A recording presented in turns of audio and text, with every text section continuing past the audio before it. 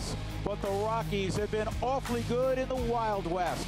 After a wonderful week of baseball, Colorado sits atop the wild card standings. Last week they pounded the baseball at 20th and Blake and are poised to continue that roll out on the road. Today they pay a visit to Cardinal Nation in the heart of the Midwest. It's Rockies, Cardinals next. Here come the Rockies. Take a good look. You won't see it for long.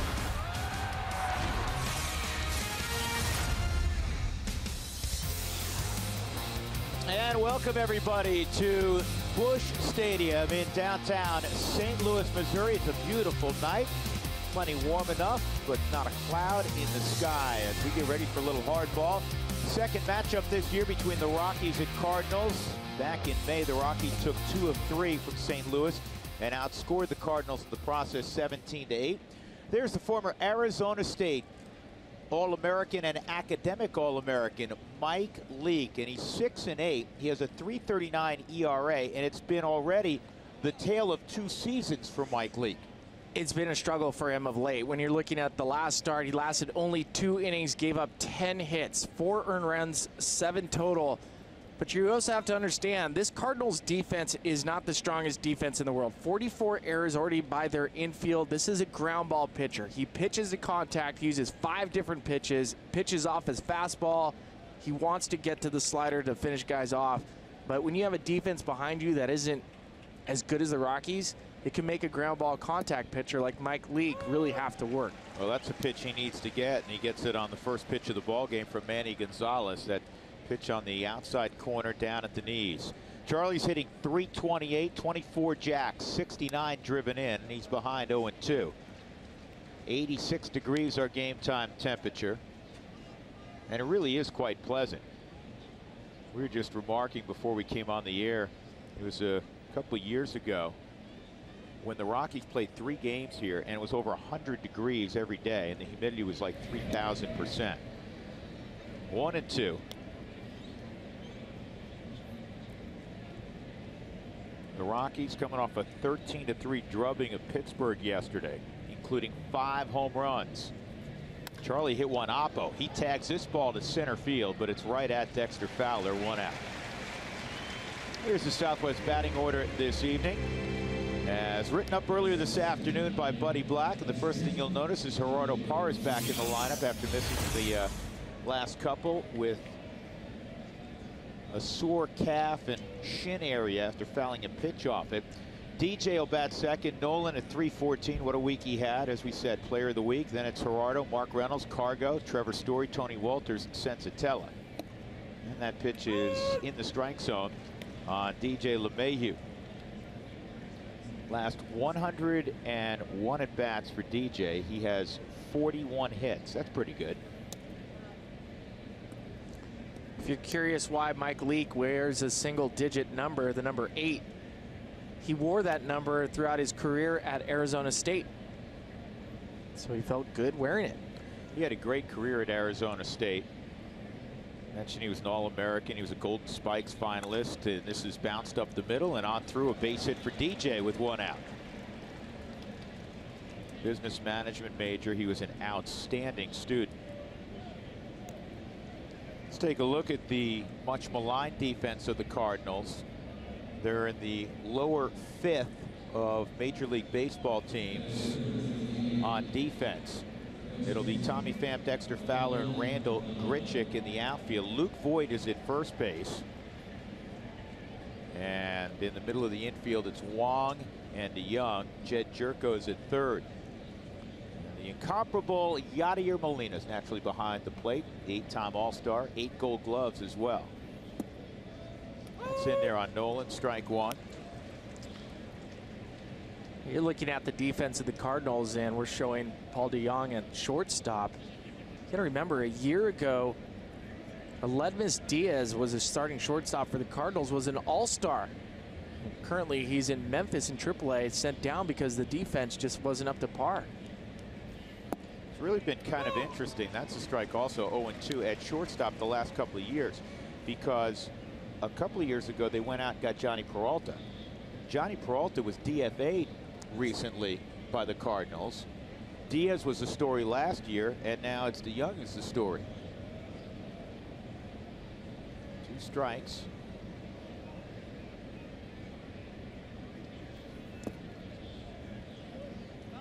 No swing, 1-2.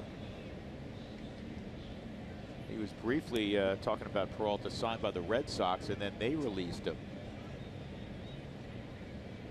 Here's the fielding percentage. Spilly was alluding to this, 24th. And of the guys on the dirt, they've really struggled, especially when you compare it to what the Rockies have done. They have the best infield in baseball. Nolan 3 for 5 yesterday. Of course, on Wednesday, he had the 3-homer ball game with a chance to hit a 4th. Lined out to left field and going 5 for 6. That's a pretty good day.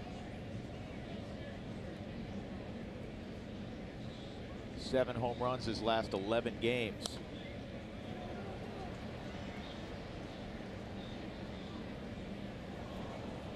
Mike Leake ranks 5th in the National League with ground ball percentage at 56%. You can understand why the defense behind Mike Leake tonight is so important. And for Leake, the last 10 games has a 1-6 record, 5.04 ERA.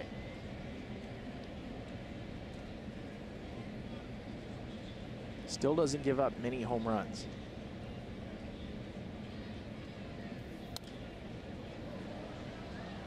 He knows how to pitch. When he came out of Tempe, he was listed as the most major league ready starting pitcher in the draft. Though his upside wasn't as great as what they thought some others were in the draft, they felt like he'd get to the big leagues the quickest, and the scouts were right. He went straight there. He didn't even go to the minor leagues. Very polished at an early age, but he doesn't overpower you. When you're looking at a draft class, 2009 when Leake was drafted, Steven Strasburg's in that group, Dallas Keuchel.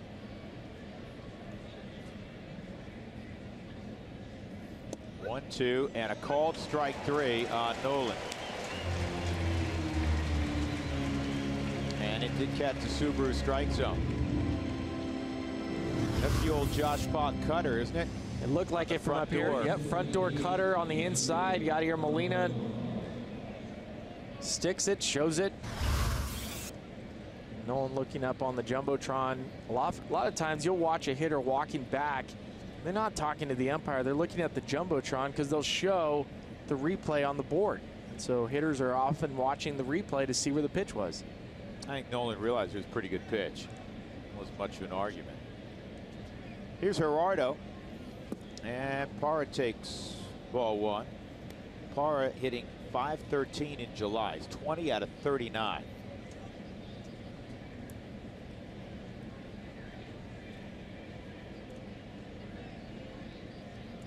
He showed me that calf today. And it's not pretty. It's bled out. But he's got it padded up underneath. Gerardo's we've talked a lot about this. He's what you want in a teammate. He's upbeat always. He's a gamer. Hates missing time. And he's been really productive. And that's the other thing you want. DJ started to go and then shut it down.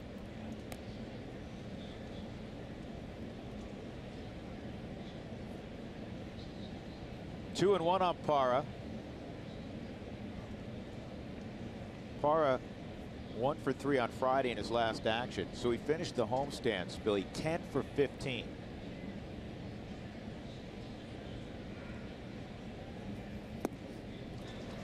Got underneath the hands with that breaking ball. 2-2.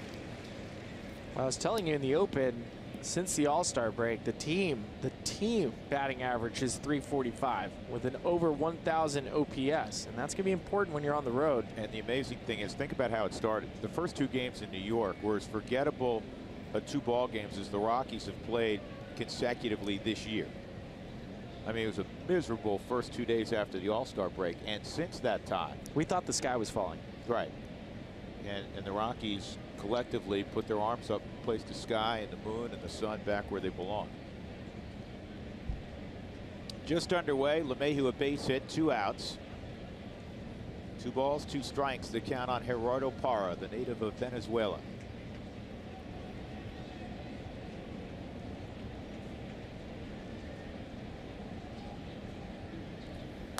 And pulled hard, but right at Luke Voigt. That'll end the inning. So the Rockies get a base runner. That's all in the first. It'll be time for Antonio Senzatella upon our return.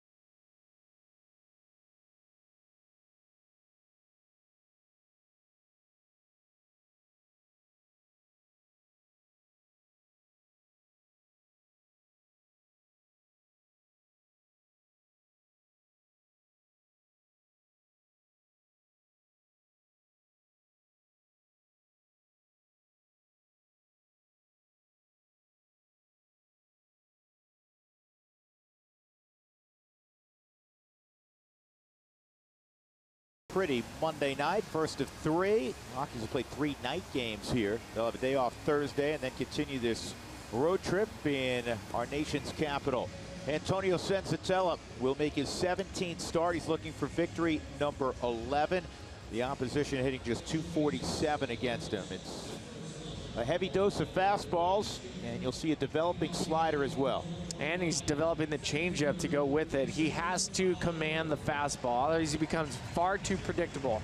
If he can throw the fastball in and out and command it, it will set up the slider. And for me, when you're watching Antonio, keep the pace going, trust the defense. I know he's been more of a fly ball pitcher of late, but with that rest, the fastball velocity is back, and he can get away with that margin of error that we talk about so often. Here's Dexter Fowler leading off. Normally that is Matt Carpenter. When I say normally, normally of late. Matt Carpenter, one of the more productive leadoff hitters in the game the last few years.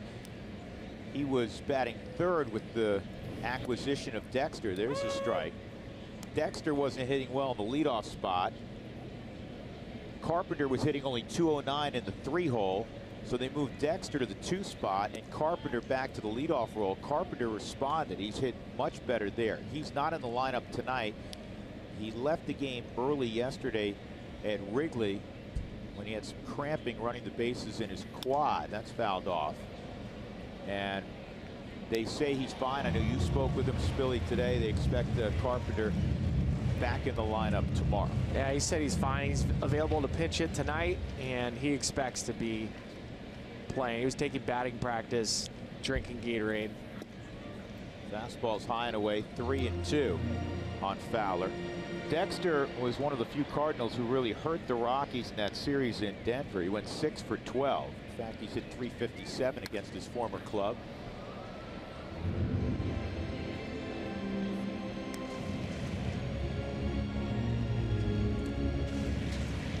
Dexter's average not where he'd like it. His on base percentage is .335, but he's hit home runs, 14 of them. And he walks. And that's not how Senzatella wanted to begin the day. Here's the Southwest batting order for the Cardinals. Tommy Pham is batting in the 2 spot. He spent the first 5 weeks in the minor leagues, and since he was called up, he has been their best player. Paul DeYoung's been really good since his call-up. He'll bat 3rd. Jed Jerko, Yadier Molina, Luke Voigt's got power. Colton Wong, Randall Grichuk is homered in his last 3 ball games.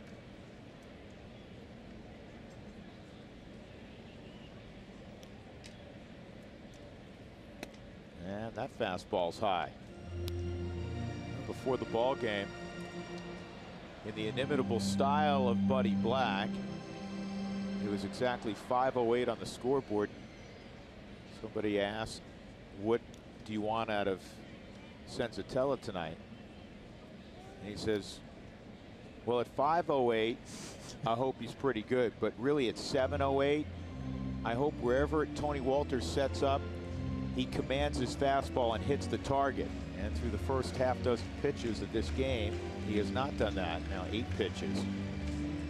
And that's a key for any pitcher, but particularly one who throws his fastball 75% of the time. He's near the top in all of baseball with that percentage, top 3. And it's 2-0. And if you're going to pitch with one pitch, and Senzatella doesn't have a ton of movement with this fastball, it's one of those exploding fastballs. You're looking at his mechanics. He's very quiet. The arm swing is deceptive to the hitter. But if you're missing spots by a lot, again, another spot missed. For a hitter, you just look right down the middle. The Subaru strike zone, everything's been missed, arm side and up.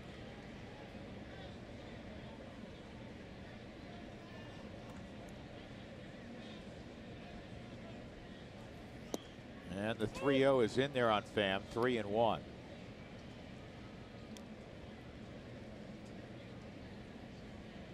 Fowler, the long strider out of Georgia's at first base.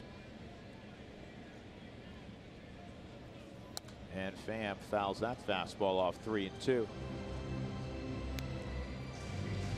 Pham hitting .370 his last dozen ball games. And if you're curious if Dexter still steals a lot of bases, not really. Only stole 4 bases this season, caught 3 times. And back-to-back walks in the bottom of the first inning.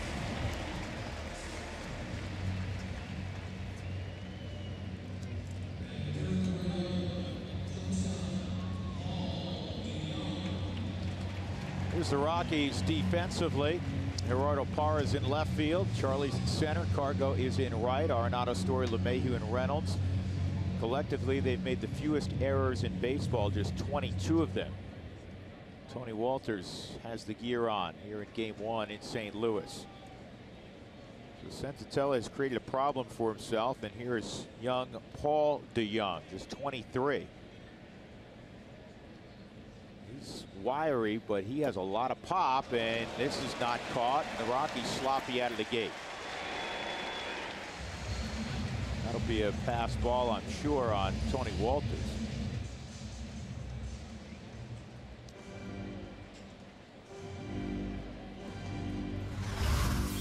Well, as Antonio's trying to find his command, a slider down and away, missed by, again, a large margin. That should go down as a pass ball. That's a ball that Tony should catch. Now you have runners at second and third. It's probably the hottest hitter on the Cardinals team right now, with an opportunity to score runs without even getting a hit. Oh, giddy up on that fastball at 96. Well, you're mentioning the pop of DeJong. His very first major league home run came off a Rocky. His only at bat, he got called up. His first major league at bat, he went deep against Colorado. And that pitcher, Greg Holland. Quite a story for him. Of his last 18 hits, 15 have been extra base hits. He has 14 extra base hits in July alone. He has 25 extra base hits in his first 46 ball games. That ties Albert Pujols for the Cardinals record. And this is popped up and out of play over the St. Louis dugout.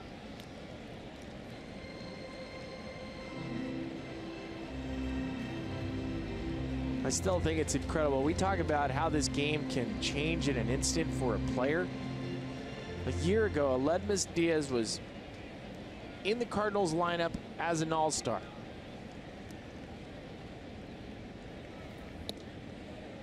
It's a lot of what have you done for me lately. It's got to be. So much at stake.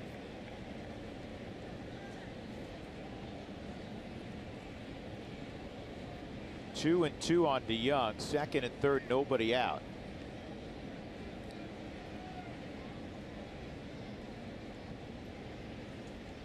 Senzatella, not a big strikeout guy typically. He'd like one here though.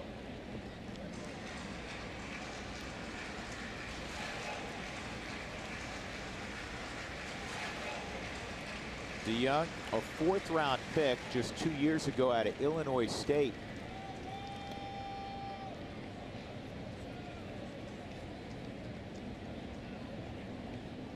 Ten of the 19 pitches out of the strike zone for Senzatella. Needs to make a pitch here. 2-2. And sharply hit to second. And DJ not going to be able. Oh, he did throw him out. They're going to take a look at that.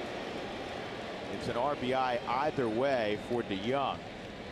The entire Cardinals dugout, the entire dugout, players, coaches, managers were all waving safe.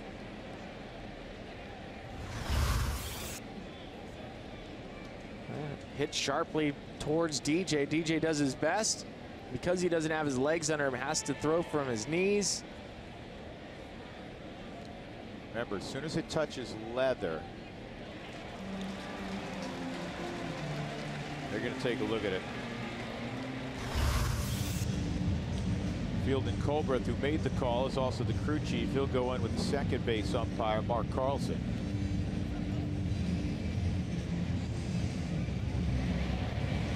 Well, we say this all the time. When a pitcher walks guys, Senzatella throughout his minor league career and early this year, he had tremendous command. You don't expect him to walk guys. The last guy who's trying to walk guys, he knows he can't walk guys, is the guy who's doing it. It just puts you behind the 8 ball, especially you start a road trip, a lot of energy after the last 2 days in Denver. How productive the offense was. Got a great start from Freeland yesterday.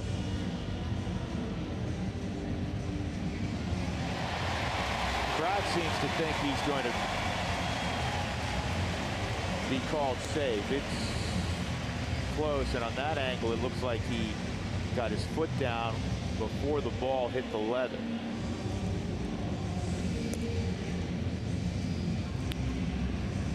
As the umpires are listening in to New York, Antonio's taking the time to throw extra pitches to Tony, seeing if he can get himself back in line before the next batter, Jed Jerko.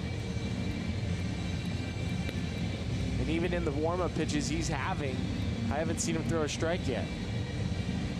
Everything's up. He's safe. So DeYoung gets an infield hit. There's still nobody out, and the Cardinals already have a run. Now the numbers too, Spilly. If Senzatella can walk to the dugout at the end of this inning, having given up only 2 runs, at this juncture he'll have done pretty well.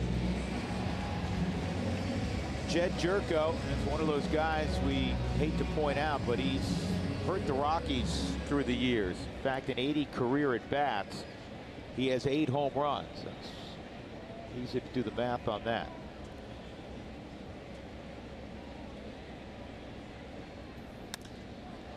He lifts this ball to right field and deep. Cargo is not going to have a play.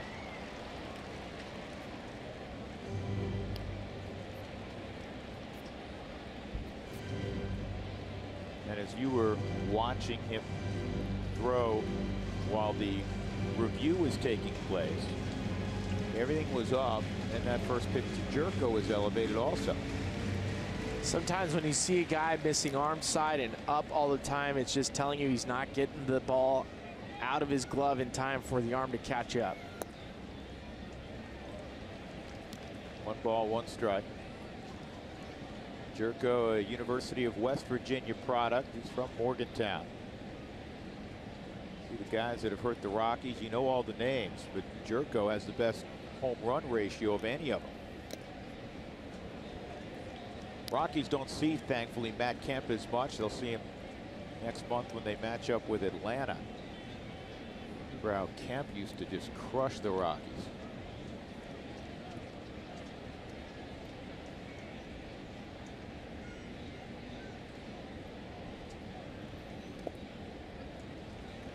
Two and two. And even worse, if you have no fastball command, to add no slider command, no off-speed pitches,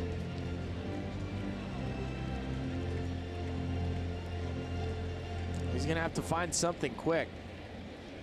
Put your hitting shoes back on. You know it's going to be hard, right? Fastball or slider. And this ball deep in the hole. Story. There's one on the first. Out there. That's a great turn. The second run comes around. That is a tremendous turn by perhaps the best infield defense in the sport.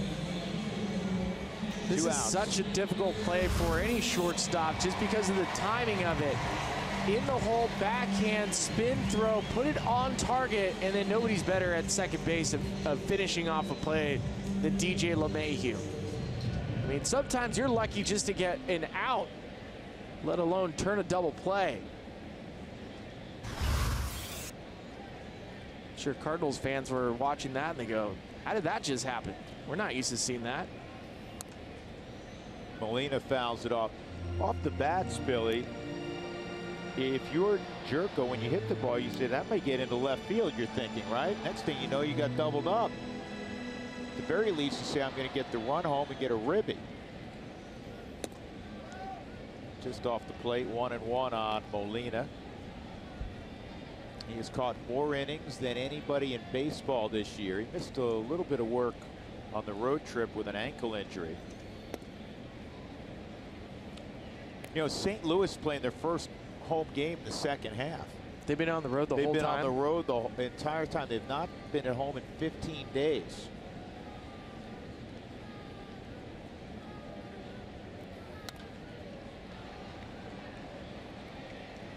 Fans had to get out their programs and go, okay, number 4, Molina. Okay, yeah, heard of him. Who's our skipper? Athene. And this ball is hit well to right. Cargo going back. Cargo is going to have to field it on one hop off the wall, and he's going to hold Molina to a long single.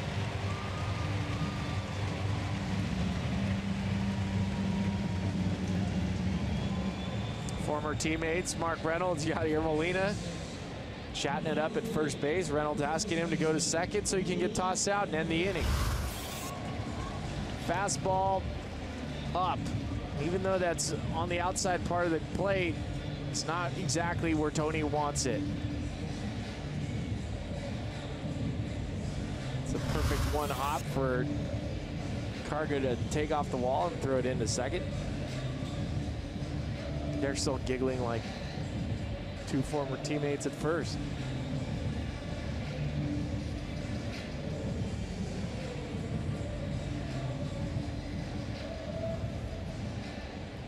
Somebody tweeted me today, Spilly, and you're going to answer it because you would know far more than I would, obviously.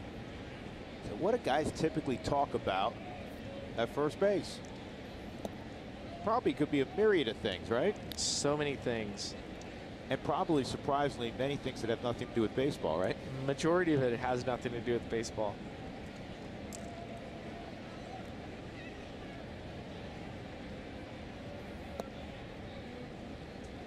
It's 2-0 on Luke Voigt. This is a rather inauspicious beginning here in St. Louis for Senzatella. 8 shutout innings against the Cardinals in Denver. He's already given up 2 here. Much of it his own doing. There's just no command of any pitch, and that's, if you're on the mound with no command of none of your pitches, you have nothing to go with. You have to hope that the hitters get themselves out. That's a base hit to center field for Voigt. As a hitter, when you're watching a pitcher struggle like Antonio is, know that his fastball is 95 to 97, but with no command of it, there's no reason to chase secondary pitches. You just get to sit there and take your best swing on a pitch down the middle, and this is exactly what Voigt gets.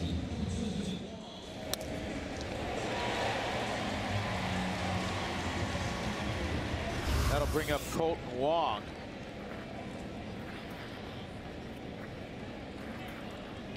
Wong hitless in the Cubs series, was 0 for 6.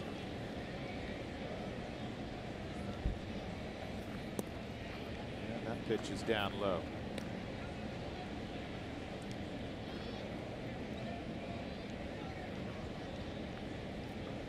Had a really rough April. And has picked it up considerably since then. Pitch number 35 here in the opening inning, and that's nowhere close. This is the most I've seen Senzatella struggle. At least if there's a silver lining, the last two pitches have been down. So the correction's getting closer. Bud's not drinking water because he's thirsty. Oh, and you got to get a third out here. You don't play yourself into a huge deficit early.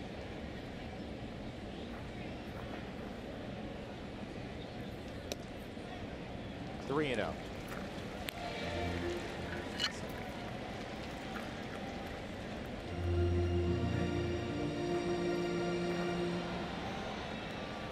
Said it a moment ago, it's got to be tremendously frustrating, and Chris Russin's already up.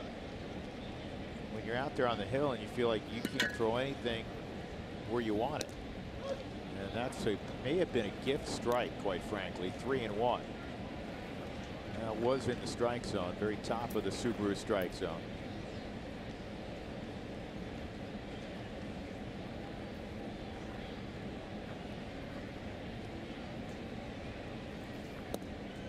Good pitch. May have been the best pitch of the inning. Well, sometimes you just want anger behind it.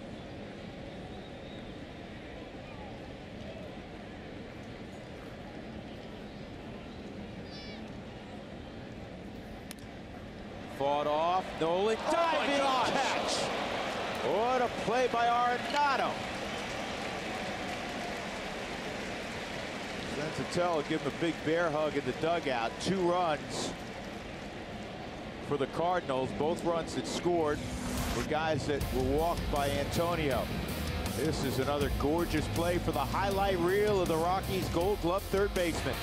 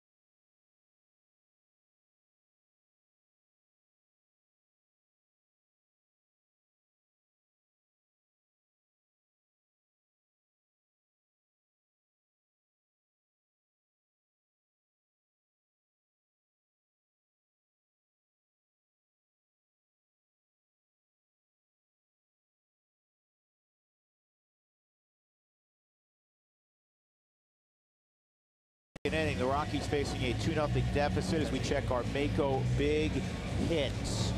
Yesterday, Mark hit a couple of home runs. He was just a participant, though. There were 3 others who hit jacks yesterday. Blackman, Story, Valleca, and twice for Mark Reynolds. Mark went oppo once. Blackman went oppo.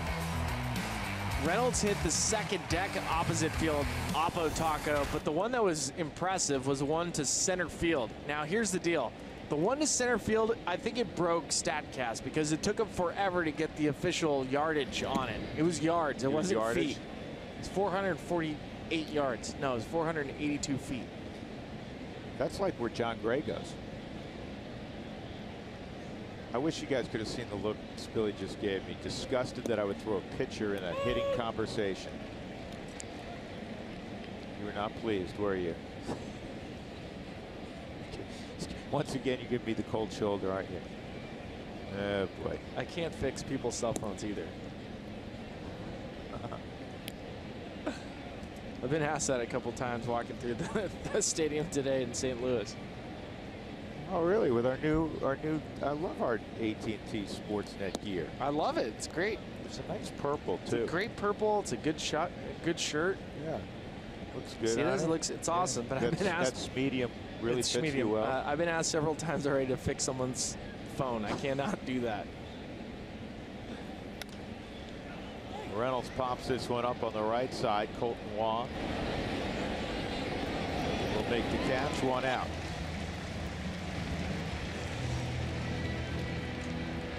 One gone. That'll bring up Cargo against Mike Lee. There are pitchers, and most of them will wear some sort of, undershirt. Sometimes they'll cut off the right sleeve because you don't want anything pulling on that arm or shoulder. Mike looks like he got dressed in a hurry tonight. It looks like Spicoli. Close, yeah. He's a California native. Cargo 7 for his last 16. And this ball is in the air to shallow left. Tommy Pham's out there. 2 gone. Trevor Story will take his first at bat. First time Leake has faced the Rockies since 2015. Therefore, Story has never faced Leake. Did I call him Chris a moment ago? Or did I say Mike Leake? You said Mike. Remember Chris Leake? Florida quarterback. Years ago, do you remember? You don't. You give me that perplexed look, which I see so frequently when I'm with you. 0-1. Ball and a strike. Now you're right. There is a Chris Leake. That is Mike Leake's father. I'm trying to remember if there was a Chris Leake Florida quarterback, you said? Great Florida quarterback. I remember a Chris Winkie, but that was Florida State. That was Florida State. Dougie, you remember Chris Leake? Dougie does. Then there's Kelly Leake, famous Bad News Bears outfielder. Outstanding player. 2-1. And on the ground is short. DeYoung throws out Story. The Rockies go in order in the second. They trail 2-0, middle of 2, Busch Stadium, St. Louis on a Monday night.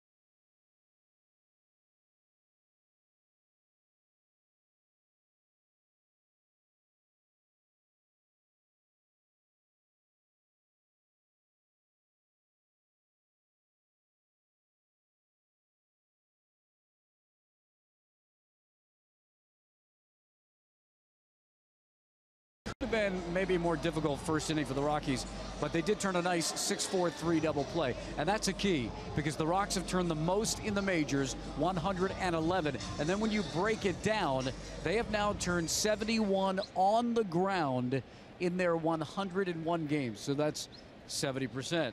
That is a good ratio when you're talking about defense and turning DPs, guys. Yeah, it's outstanding. The Rockies typically have turned a lot of double plays. One part of the equation is they're going to have a little more traffic playing at Coors Field. You're going to give up more hits. But they've always had, it seems like, great defenders in the infield. And that was one heck of double play turned by Story and LeMahieu up the middle. 8-9-1. This is Randal Grichuk. He's hit a home run in each of the last 3 ball games. He's behind 0-2. Not real fond of sliders is Grichuk. Gets one right there, but it was bounced up there, 1-2. Grichuk was sent down to the minor leagues earlier this season, trying to get him to get some sort of plate discipline, and dropped him down to the 8th spot.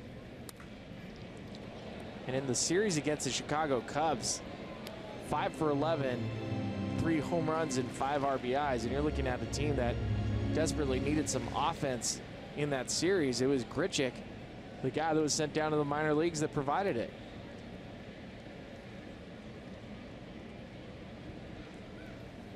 And he got him on a slider. First strikeout for Senzatella, 1 out, and that'll bring up Mike Leake. Well, after the first inning, typically you'll see a pitching coach or Bud Black talk to Antonio after that rough inning. It wasn't either. It was Ian Desmond. Desmond was reminding him to take a breath, trust your defense. It was the defense between Trevor Story and DJ, the double play, and then an unbelievable play by Nolan to get him out of the inning. And I love when you see a position player. Ian Desmond not in the lineup today, not feeling sorry about himself. He easily could have been in the clubhouse watching the game because he's not in there. He's not. Sitting top step, and it was the first one to talk to Antonio. Good pitch. 2 strikes on Leake. A very good hitting pitcher.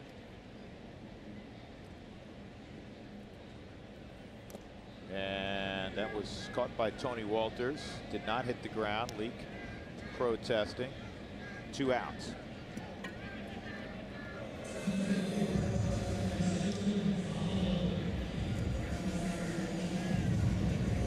Chris Leake, we'll move on from Chris Leake, was the predecessor to Tim Tebow. Tebow, as a freshman, was there when Leake was a senior. And there was a lot of pressure on then Urban Meyer to play Tebow as a freshman. He worked him in, but he endorsed Chris Leake, at least initially. Strike 1 on Fowler. Dexter walked and scored in that rough first inning for Senzatella. 1-1. Dexter hitting just .216 in the leadoff spot. Big home run in Game 7 of the World Series for Dex last year with the Cubs. Good spot. Guess not. 2-1. It's a pitch you want to have. Subaru strike zone had that right at the bottom. They go back there, and it's a bit late foul. 2-2.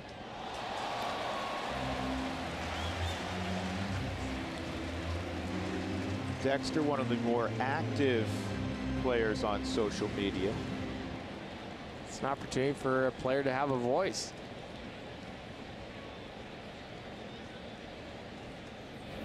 Good pitch, and Senzatella bounced back in that second inning. He strikes out the side after throwing nearly 40 pitches in the first inning. We'll go to the third, 2-0 Cardinals.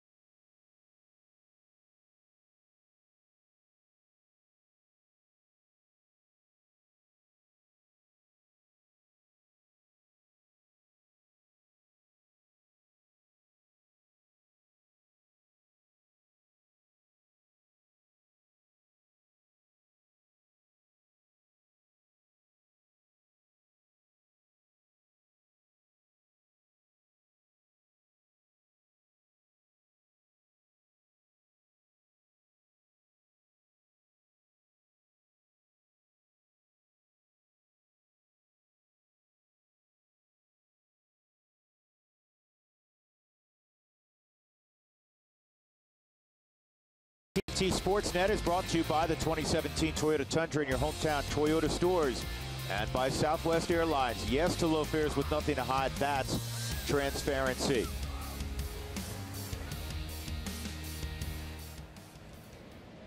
Two to nothing St. Louis with Ryan Spilborghs and Mark Stout. I'm Drew Goodman. Tony Walters takes outside from Mike Leake to begin the third. It's 1-0. Walters, the pitcher, sends it to him, then Charlie Blackmon. Outfield straight up, infield straight up against Walters. And Tony's ahead in the count, 2-0. 3 for 15 for Tony on the homestand. Tonight, his 56th start behind the plate. And he rolls this one to the first baseman, Voit.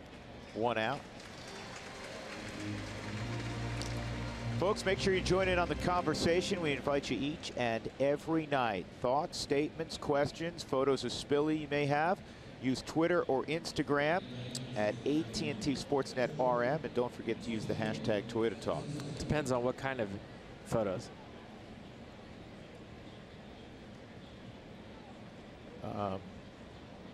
Yeah, it would depend.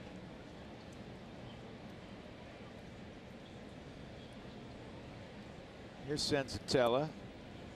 Takes ball 1. Senzatella rocking 2 batting gloves today. You've heard me tell the story. He used to wear just 1 on his top right hand. And the reason why, he forgot to put the second batting glove on, his left-handed batting glove, and got a hit the first at bat with just 1 batting glove on. So he kept it. Well, of course he did. Now he's got brand new super shiny white ones.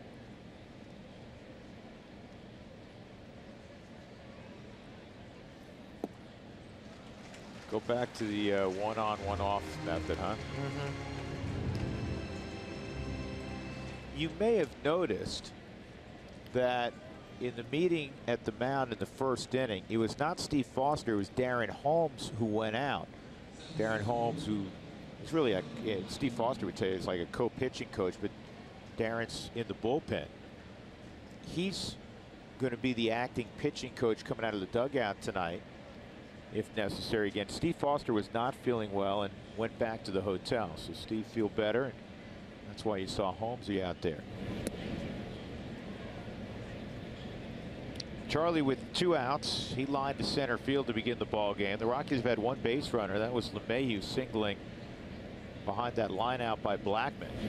And Charlie's going to bounce this one to Wong. So Leake, 3 strong innings thus far. Cardinals lead it 2-0.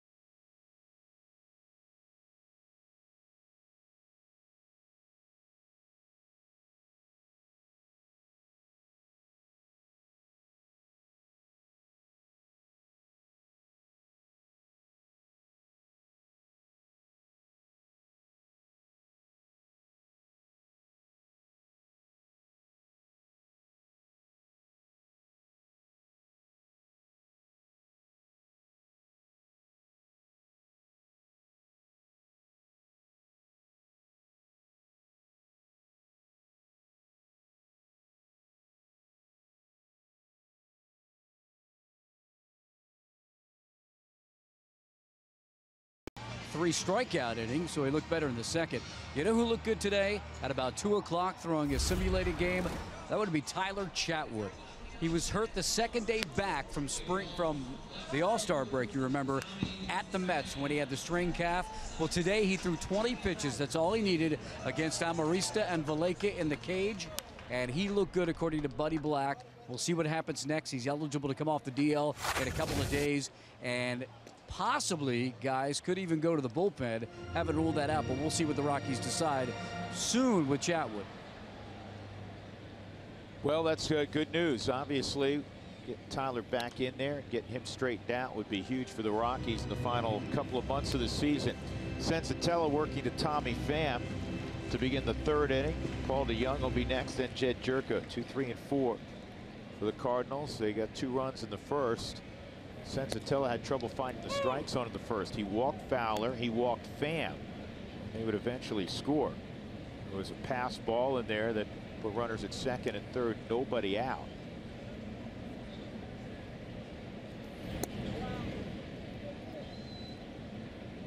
Antonio wanted that pitch, and it's right off the edge of the Subaru strike zone. At least he's getting close to where he feels like he's getting pitches in the area. You didn't see him do that in the first inning. 3 and 2 on Pham. He was called up on May the 5th. And since that time, he's had an OPS of .908. He's been their most consistent offensive player. And a ground ball to DJ. Usually results in an out about 99.5% of the time. So batting third tonight is Paul DeYoung. When I saw this stat, I was floored. I said, I got to double check this. Dougie was kind enough to double check it for me. You're going to be floored when I tell you this. Can't wait. 3-hole. Generally speaking, the best hitter bats third. Yes. Right? Uh-huh. This year, and the Cardinals have played 98 games. Through 98 games, the 9-hole in the National League, who resides in the 9-hole? Pitchers. Pitchers, and will include pinch hitters, okay? Billy Hamilton occasionally. So, right. So, between pitchers, pinch hitters, and maybe, I don't know if Matheny's ever hit anybody else, the pitcher 8 this year. But the 9-hole has been more productive than the 3-hole. What? The 9-hole has hit .231 with 11 home runs, 50 driven in. The 3-hole has hit .220, 12 home runs, 1 more home run, but 4 less RBIs, 46, than the 9-hole for St. Louis. Is that not, have you ever heard of anything like that? No. And you know it's true because Dougie double checked it. That is pulled to left, a base hit by DeYoung. He's 2 for 2.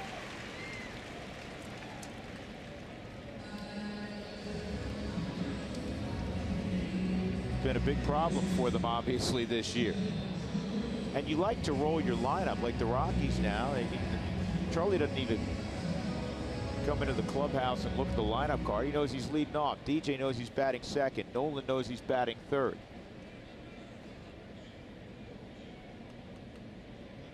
Jed Jerko bounced into a 6-4-3 double play.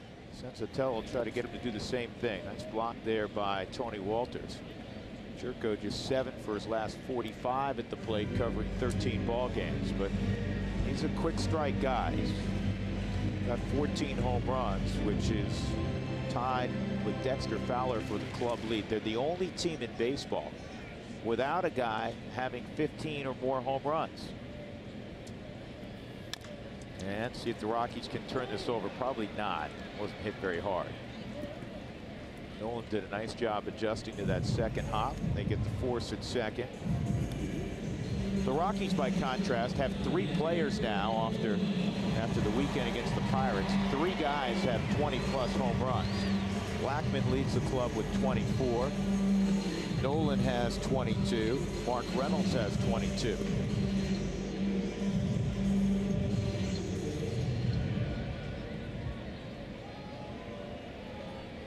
Yachty hit one off the base of the right field wall for a long single in that first inning.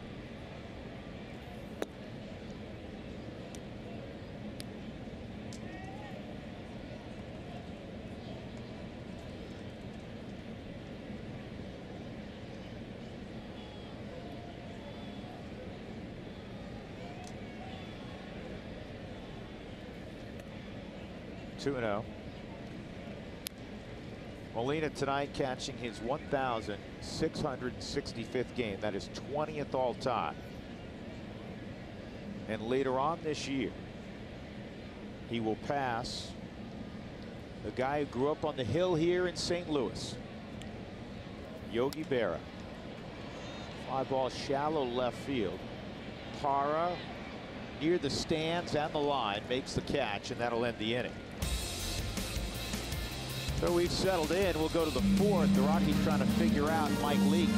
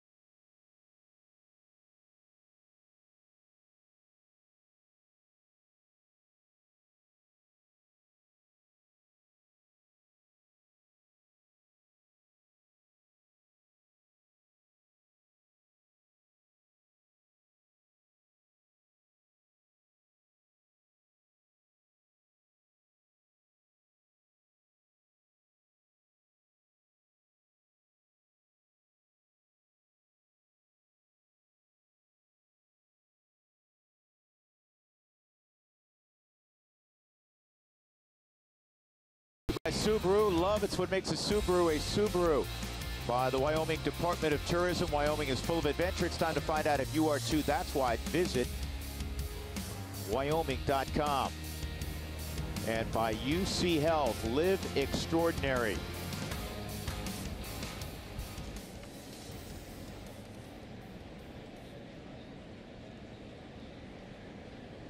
DJ Nolan and Gerardo Parra here in the fourth against Leake, and a slider's in there for a strike on LeMahieu. He has the only base hit for the Rockies, and historically the Rockies have hit Mike Leake well. He has a 7.52 ERA against Colorado in 4 starts. And another base hit. No, that's a great play by DeYoung. Off the bat, you thought that was going to make its way into center field. Looked like it might sneak into the outfield, and DJ, one of the better hitters for the Rockies against the Cardinals, hitting in 14 of 16 games. You could see the range to DeYoung's left. Fully stretched out.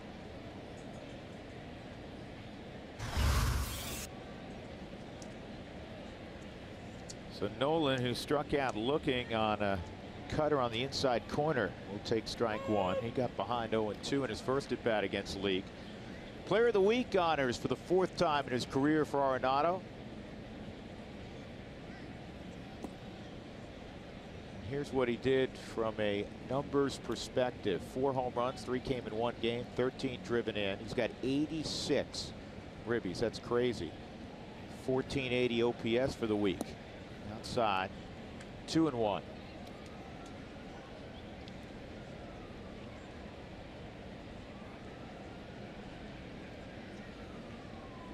We want to continue that hot streak offensively out on the road. They have lost 13 of their last 16 after starting the year as arguably the best road team in baseball. And their record's still 27-23, which is outstanding. And Leak makes the play.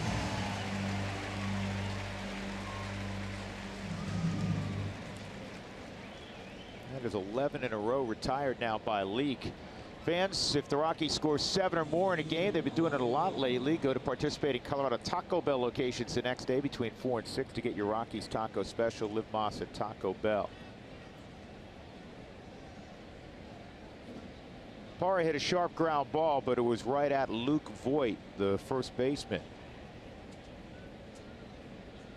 I said 11 in a row. Actually, it's 10 in a row. But you get the point.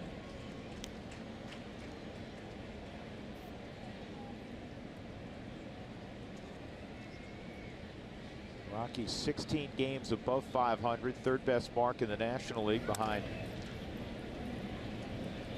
LA and Washington. And that'll be an infield hit, I'm sure. Colton Wong on the move, throwing across his body.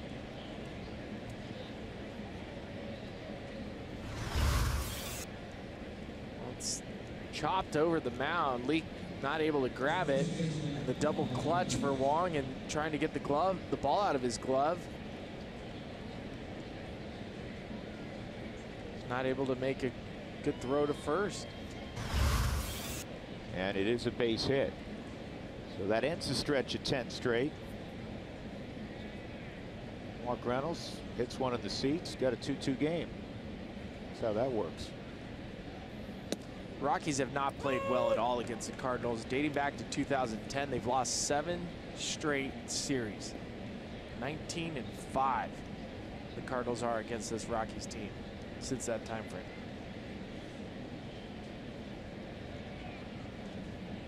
Been a struggle here for a lot of teams, though. And a broken bat roller to short, and the Rockies are done in their half of the fourth. Just 2 singles to show for their offense against Mike Leake thus far. Cardinals up 2-0.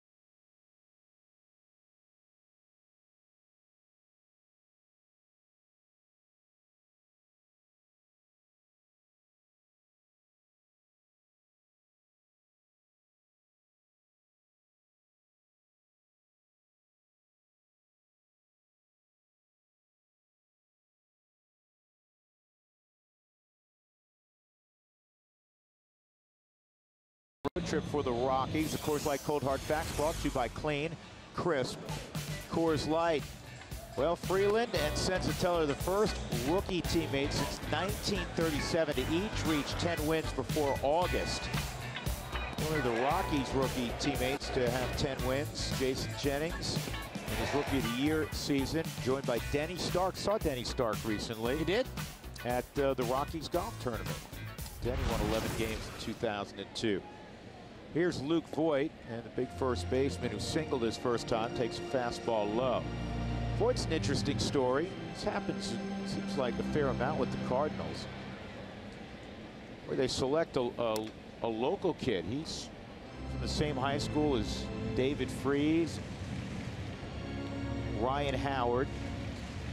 And then, like Ryan Howard, he went on to Missouri State, which used to be southwestern Missouri.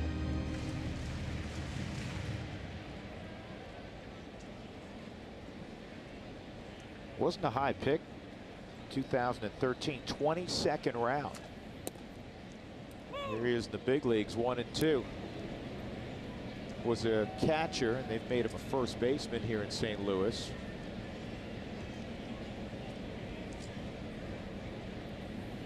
He went. And Tony applies the tag, 1 out.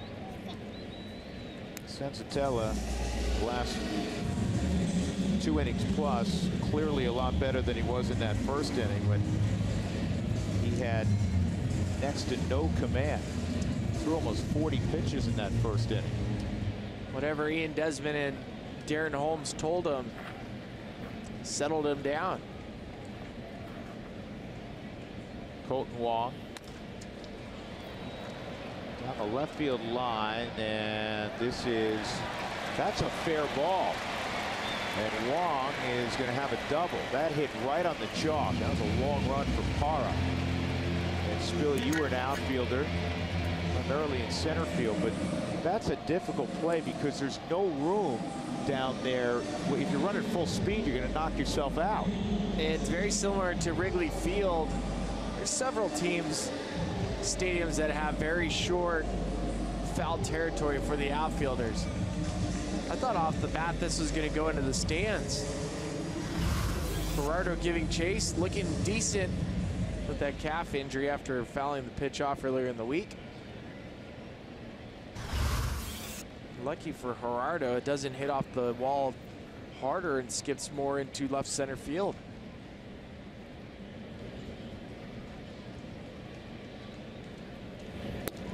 Slider misses on Grichuk, who struck out first time.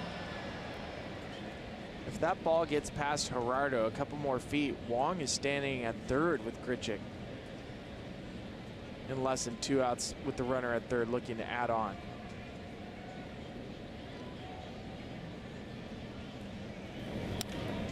Down the line, foul, says C.B. Buckner.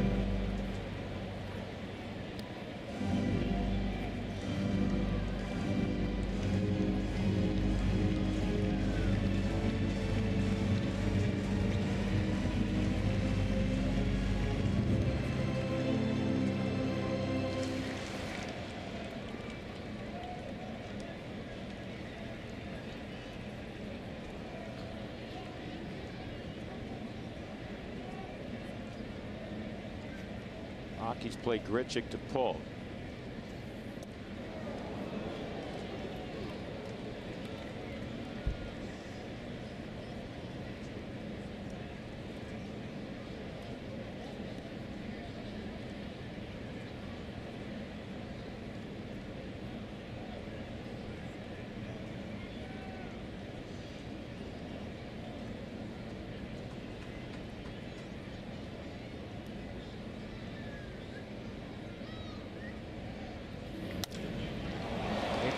Deep right field. Cargo going back. This one's gone.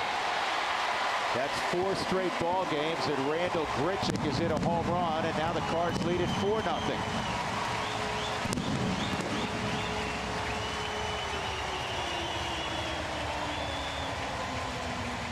17 home runs now allowed by Senzatella. Grichuk missed. Senzatella mislocation to Grichuk. You see where Tony's set up. Tony having to reach up to get that location. That's basically center cut for Randall. And he's always had a lot of pop. All fields. Just drives it out.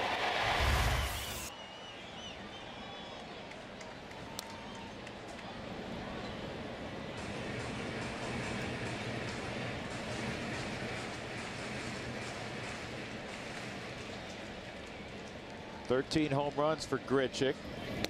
And Leake takes a big swing, 0-2.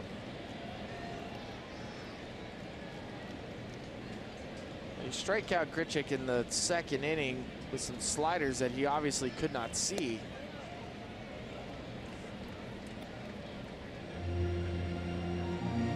That one taken right off the corner of the Subaru strike zone.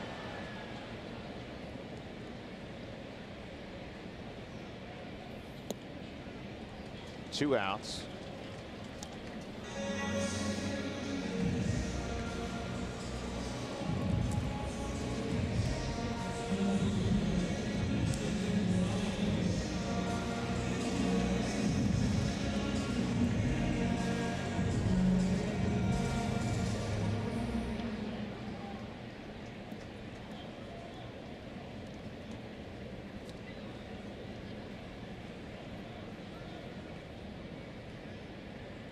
Dexter, and he takes a slider down low.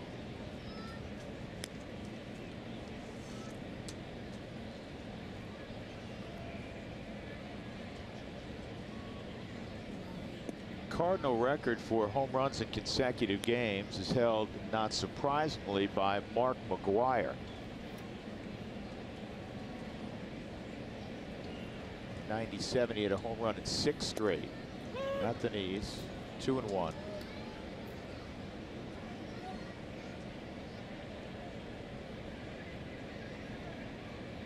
Caught a smidgen of the Subaru strike zone. 2 balls and a strike on Fowler, and that's fouled off.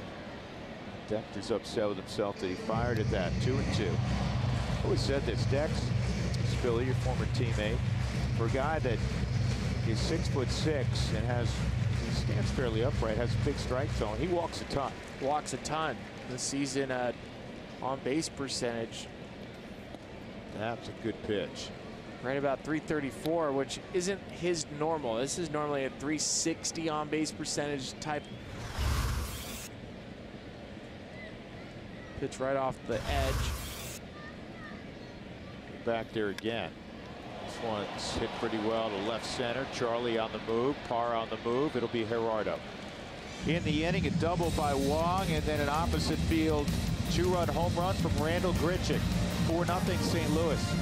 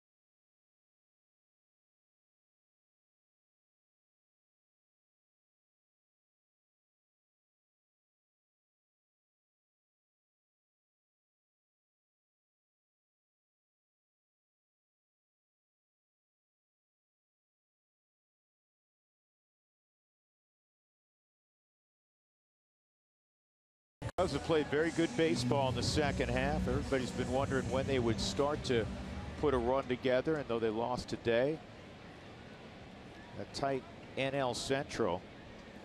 Even the Cardinals, who came into tonight's game 47-51, they began the day just 4 games out. Virtual tie at the start of the day between the Cubs and Milwaukee. Strike one on Cargo. He had a little fly ball to left his first time up. Rockies have just 2 hits, one of the infield variety.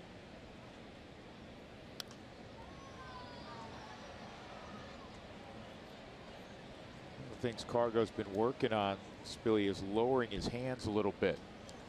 Lowering them, it keeps him shorter to the baseball, but more importantly, it prevents him from wrapping. His hands when they're so high up, they would wrap behind his head. And this is a little roller to second, 1 out.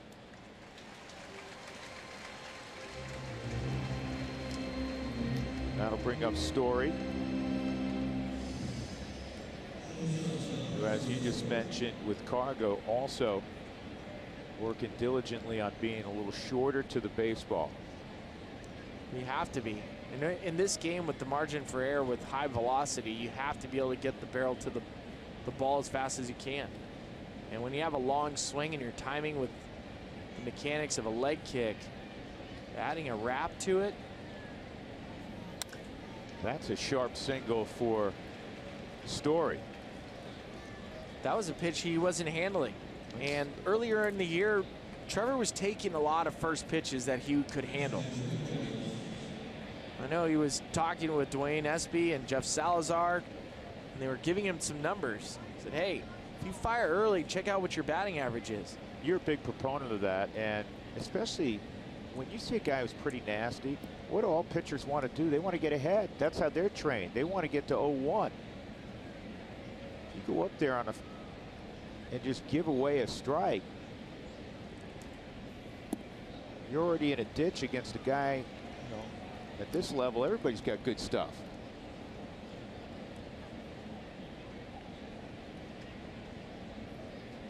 Walters hit a bouncer on a 2-0 pitch to Luke Voigt at first.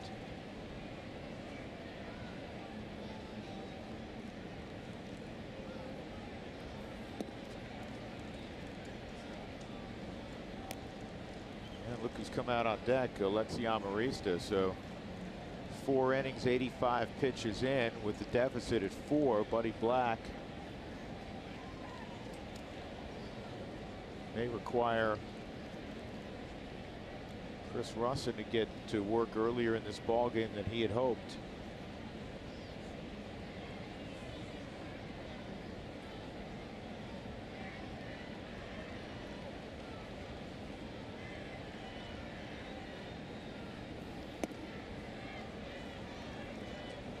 Two and one. After his last start, which was a really rough start, talking about Mike Leake, he said that he's been dealing with fatigue between starts. Now, he battled shingles last year, was out for a while. And this gets away, and Story is still down. That ball may have hit him.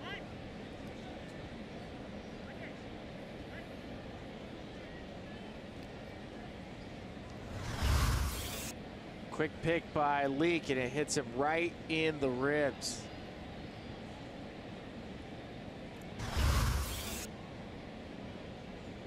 So you safely navigate your at bat, and then you get plunked when you're diving back to first. Anyhow, Leake said that he's been feeling fatigue, and Mike Matheny's like, well, that's the first I'm hearing about it. These last 10 starts have been, for the most part, pretty rough. Good eye from Walters. 3-1.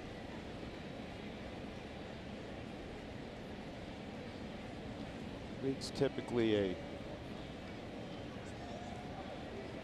big-time strike thrower. In fact, this is his first 3-ball count of the ball game. 3-1. Trevor takes off, and it's a foul ball. It's been a rough July for Tony Walters so far, hitting below 150. He's a guy that earlier in the season we loved the approach, hitting close to 300, hitting the ball opposite field. We've seen a lot of the summer of 4-3s with several of the Rockies hitters in the last 2 months.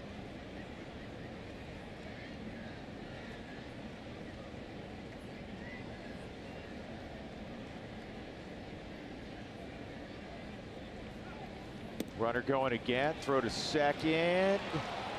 Not going to get Story.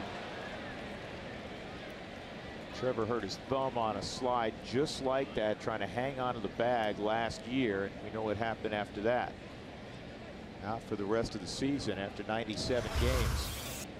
Well, from a 3-1 count to strikeout, Trevor gets a great jump. Fastest player on the team. And more importantly, he slides to the outer part of the bag, avoiding the tag from DeYoung. So it'll be Amarista to pinch hit, 2 outs in the 5th inning. Yachty had caught 13 out of 40 would-be base stealers.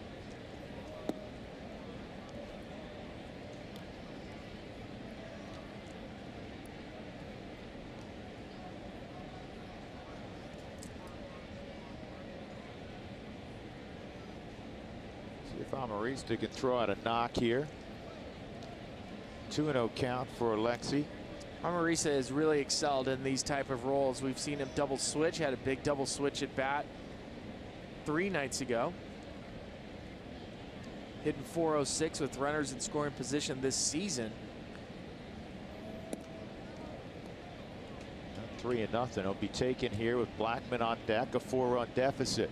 That's back-to-back at bats for Mike Leake with 3-0 counts.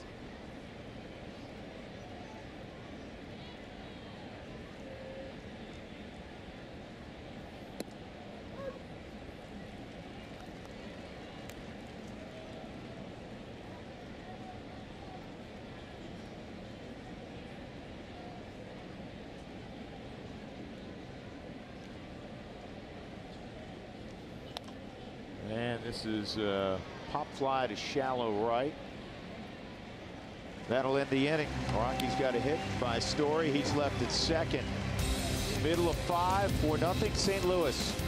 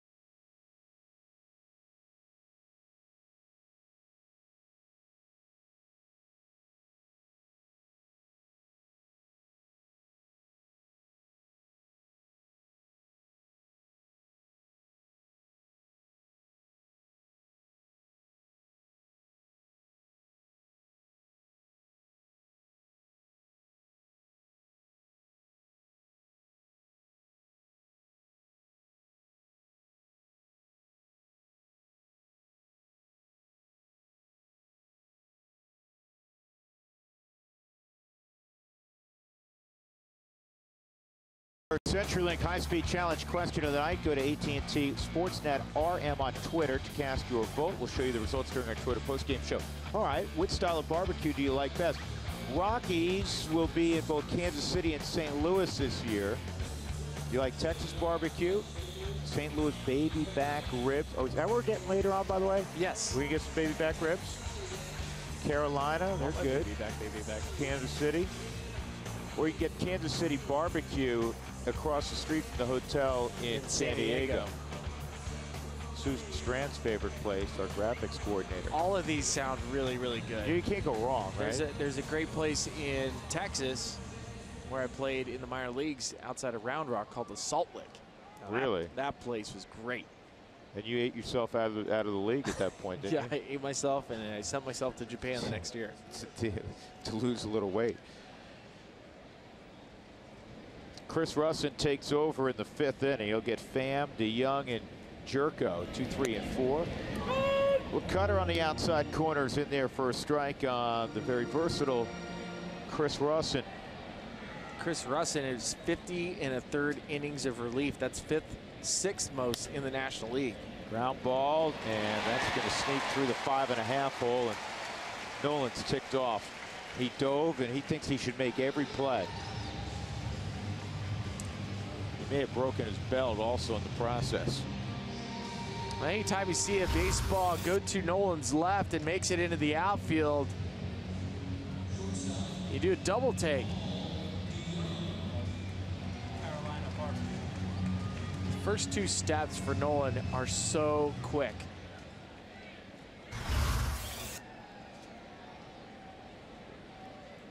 DeYoung's 2 for 2, an infield hit and a base hit through the 5.5 hole, similar to what you just saw.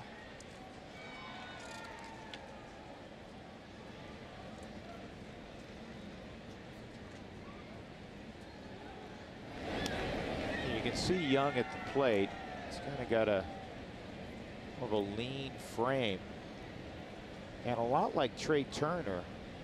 There's a lot of pop in the bat. In fact, of major league prospects the last couple of years, they felt like DeYoung may be their best power prospect, and you wouldn't think that just looking at him. He's one of those guys, Spilly.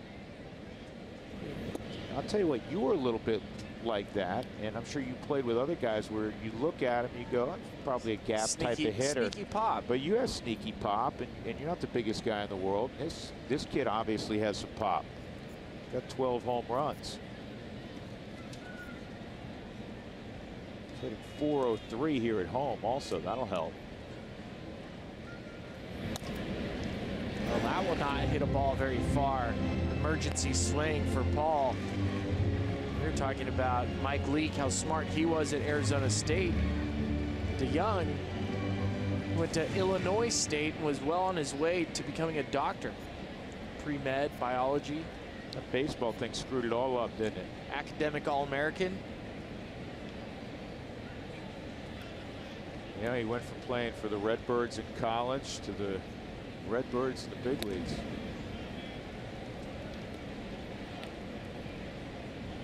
I always look at teams, and especially established teams like the St. Louis Cardinals, how many of the players come from the roster from this area, within Illinois, within Missouri. You know what other team does a really good job in their backyard? The Braves. The Atlanta Braves. And the Rockies, to their credit, look, the guy who won his 10th game yesterday, he's from their backyard, Kyle Freeland.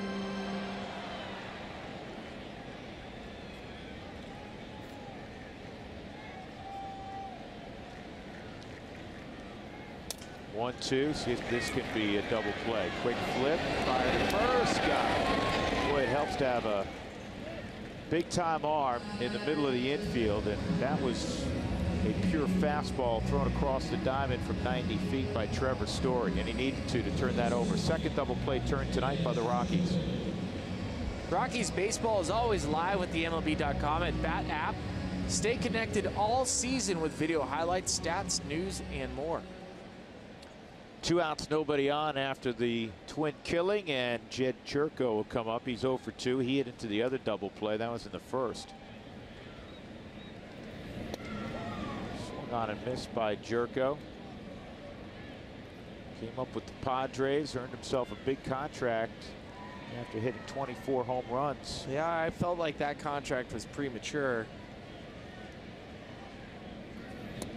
I think for San Diego and other small market teams, when they get a player and they project that player to be pretty good, there's pressure on them to try to keep them in the fold.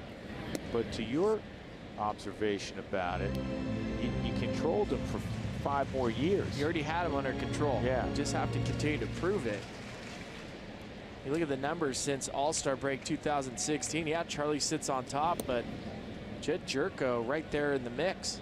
37 home runs during that time frame.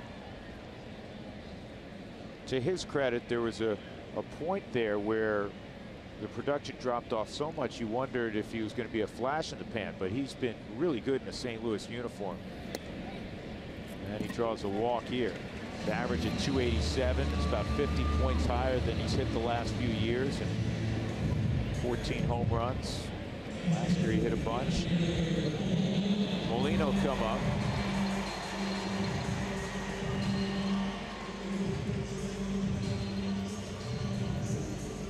Next inning offensively hopefully will be an interesting one for the Rockies. It'll be the 3rd time through. It'll be the top of the order. 3rd look at Mike Leake.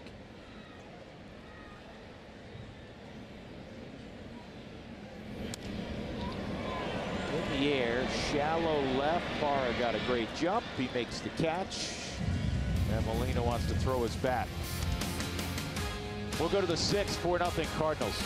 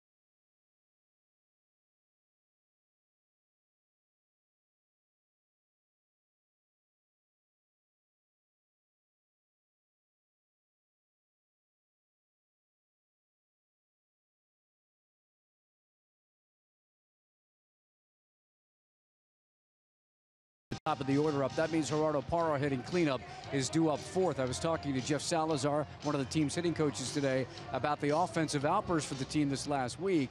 And he said a lot of guys keep things upbeat. And I said, who comes to mind first? And he said Gerardo Parra.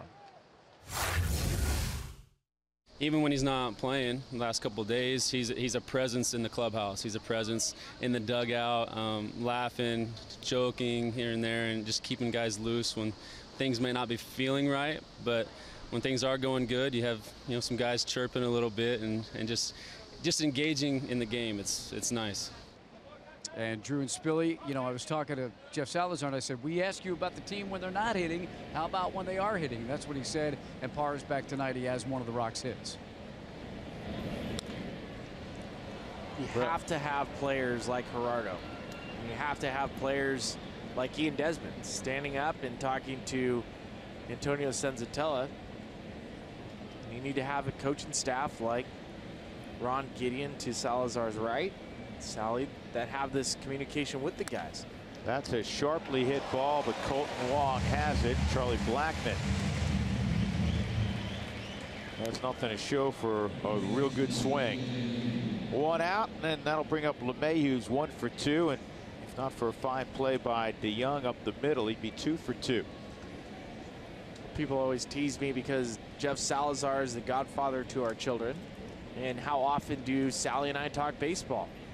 Today we spent about 15 minutes talking about Game of Thrones. That's how much baseball we talk about. I learned something from Sally today about when you guys played together in Asheville. And your bat boy on that Asheville club, Cameron Maben, was none other than Cameron Maben. That's when I felt really bad about myself. Cameron Maben took batting practice with us. He's 15 years old. It made me look pathetic, which is normal. But that's okay, because Cameron went on to be a very high pick, and he just got hurt, but he's having a solid year with the Angels. The bat boy is better than 90% of the professional roster. 2-2 on LeMahieu. Trying to get something going here in the 6th inning. The Rockies have been limited to 3 singles. Sharpest hit ball was Trevor Story's 1-out knock in the 5th.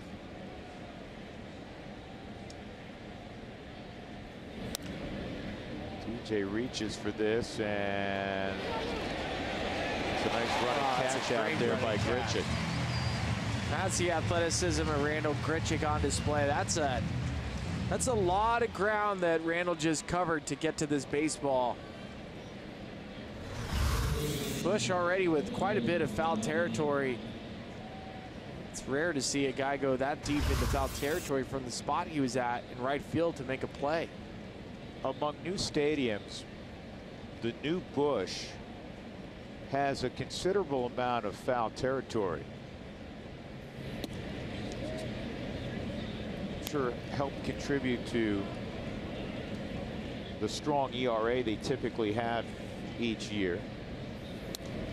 Certainly not the exclusive reason. They've had a lot of good pitchers. But even this year, where they find themselves 4 games beneath 500, as a pitching staff, they have a 3.87 ERA, 5th best in baseball. Their starters are 4th best in baseball at 3.80. On the corner, and Nolan's behind 1-2. There's a note today talking about this team. The Cardinals have lost 20 games with a 2-run lead at any point during the game.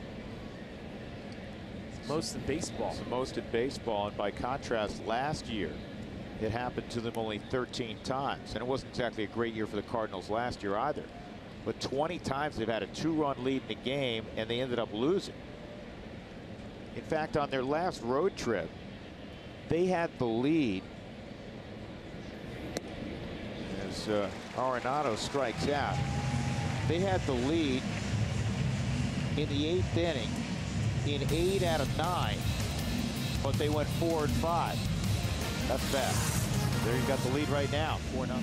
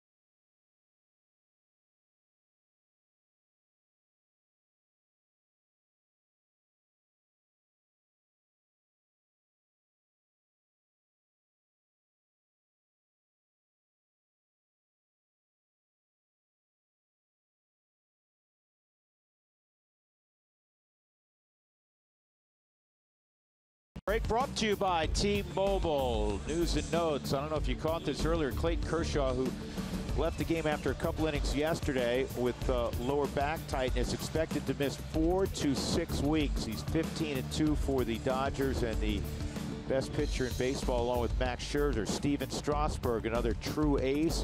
He came out after 2 innings yesterday for the Nats with forearm stiffness. We'll probably hear more about what the docs say in the next day or two. And Jaime Garcia moved on to the Twins. First pitch swinging, and DJ knocks it down, and we'll have time to throw out Luke Voit. So this is the Kershaw deal yesterday against Atlanta. Game they eventually won in extra innings on a Logan Forsythe hit. And what's got to be really scary to everybody who follows the Dodgers is that last year he dealt with back issues and missed a couple of months. It's not the first time. It's happened in multiple years for Clayton Kershaw. And that is the scary issue, is they're not setting a timetable. It says 4 to 6 weeks, but I think a lot of people in the industry, as great as the Dodgers have been this year, and they have the best record in baseball, and they've had a ridiculous run, as every Rockies fan knows, over the last 6-7 weeks. Clayton Kershaw said this multiple times: if he retired tomorrow, would be a Hall of Famer. no doubt. Alex Wood has been terrific. Brandon McCarthy, Rich Hill, those guys, the nucleus of that staff, been very good. But if you look at their history, they all have gotten hurt frequently. And I think people in the industry are wondering, can the Dodgers keep that rotation intact to make the postseason run? They're certainly going to be in the postseason. I mean, they began play today 10.5 north of the Rockies.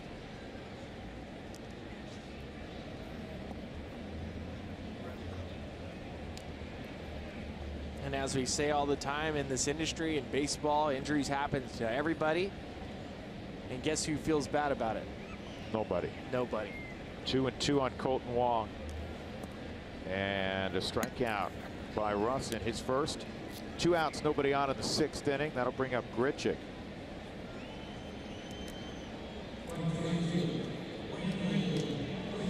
Kershaw, by the way, in his career, 141 and 62, a winning percentage almost 70%. He's got a 2.34 lifetime ERA.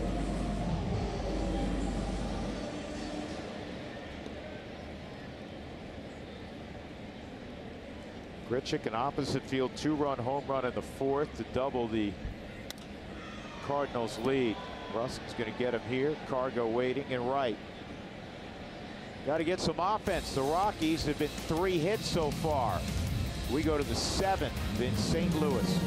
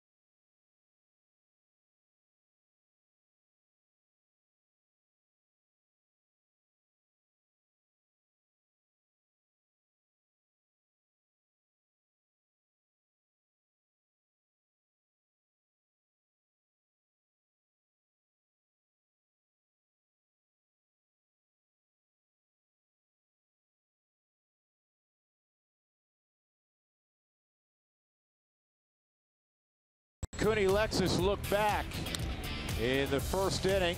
That infield hit was called out initially, but they reviewed it. Brought home Dexter Fowler, first run of the ball game, and then a double play turned nicely by the Rockies, but a second run scored. Both of those runs came after walks by Senzatella, and then Grichuk hit a 2-run home run in the fourth against Senzatella. Antonio, 86 pitches, 4 innings. The Rockies, though, have done next to nothing against Mike Leake, who came in a spiral. Over the course of 10 starts, a 1-6 record, a 5+ ERA, but tonight he's been spot on. 80 pitches in. Parra has one of the 3 hits for the Rockies. 1 ball, 1 strike on Gerardo, be followed by Reynolds and Cargo.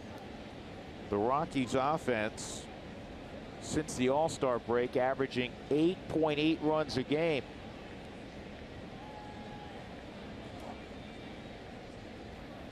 And that is a fair ball. And Voit will get it to Leake.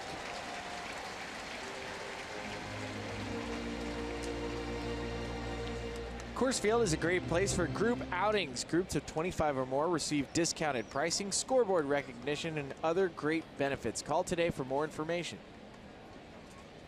Well, every time we talk about this Rockies lineup and how well they're playing, when you're looking at 8 runs or more per game, they go on the road. And then it becomes that conversation again. Well, let's look at the home road splits. The road splits are always going to be severely favoring the Rockies at home. But this season, 251 road average, 700 combined OPS. We saw them do okay things on the road earlier part of the season, and then we saw a significant drop-off from June until basically the last game in New York. And I have a theory that once the club is going from altitude and back out, you experience this a lot. You know, when the season starts, you've been in Phoenix when you were playing. A lot of that time was spent in Tucson, but you're in Arizona. So the first month, it's not as, I don't think, as big a deal.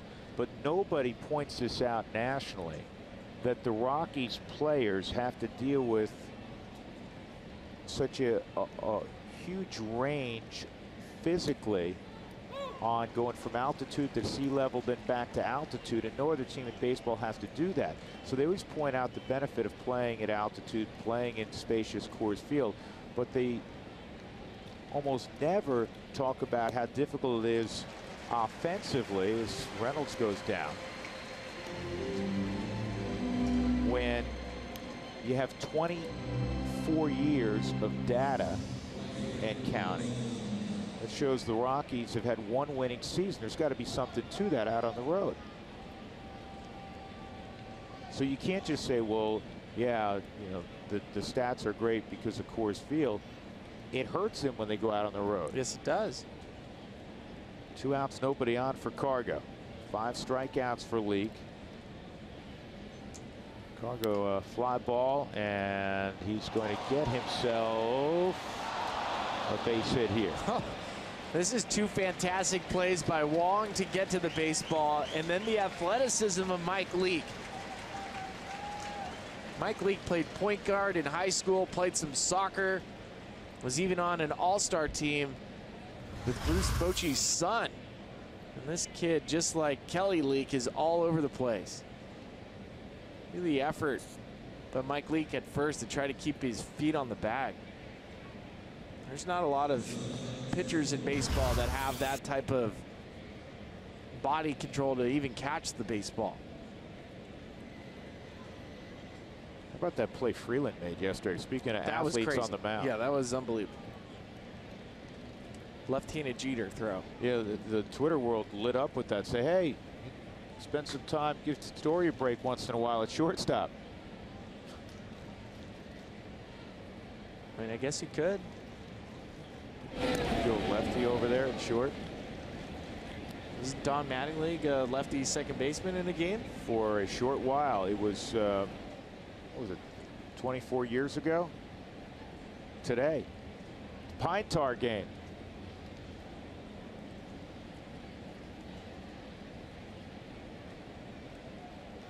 Who was the starting pitcher for Kansas City that day? Bud Black. Buddy Black. He had a funny line about that today. He says George hits a home run. He goes, I spit the hook. And then Tim McClellan said no home run. He was already up in the clubhouse icing. And he said, that's the only time in my career I spit the hook, and then they put the hook back in my mouth. He went 6 innings that day, gave up 7 hits, 4 earned runs, 2 strikeouts, and a home run to Dave Winfield.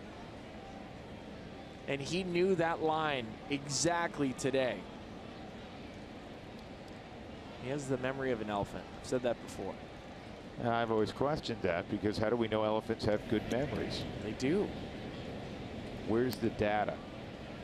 Years of elephants finding watered holes in. It's kind of like Michael Phelps racing a shark. Oh yeah, that was terrible. That was bad. That was bad. 2-1 on Story.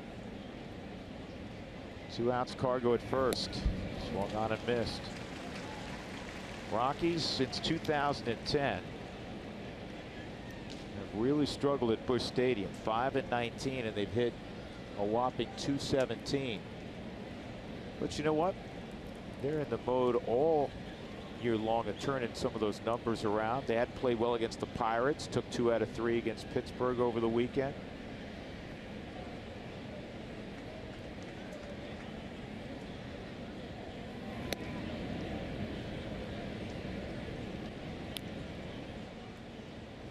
Cargo will be off. 3-2 on Story.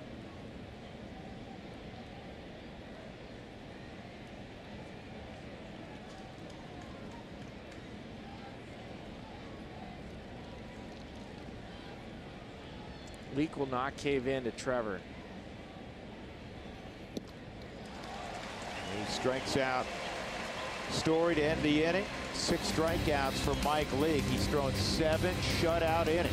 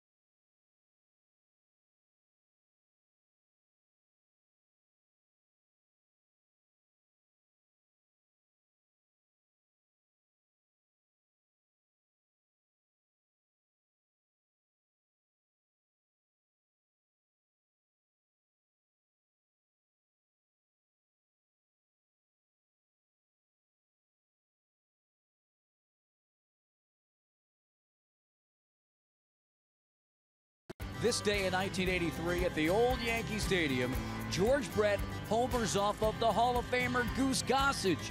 Billy Martin says there's too much pine tar on his bat. And here comes Brett going ballistic when the umpires agree.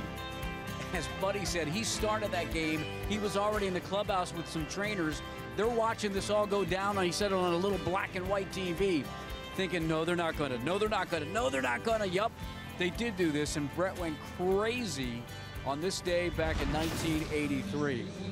There's Buddy, and guys, he continued with the story because they had to come back, and, you know, that game was protested and finish it up. Kansas City won the protest. There's just so many great stories behind that game. We can't really share most of them. No, but the players remember this game. Anybody that was involved still laughs about it. George Frazier had stories about it. Well, when the game resumed, it was August 18th. They came in, and the whole thing took, what, it was like 6 minutes or 11 minutes to finish it. Don Mattingly was at second base. Don obviously throws lefty. George Frazier was on the mound, and he appealed to every one of the bases. And it was a different umpiring crew. And so each umpire gave the safe call that George Brett had touched each base. Billy Martin, this ball's hit a ton to left. And Jose Martinez with a pinch home run to make it 5-0.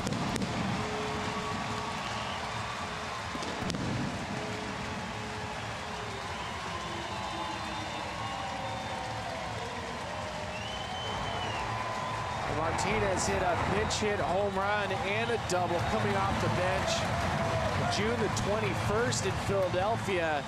6th home run of the season. Gets a pitch that he can handle up in the zone. The big-bodied right-hander, as any good pitch hitter does, looks for a pitch up and straight.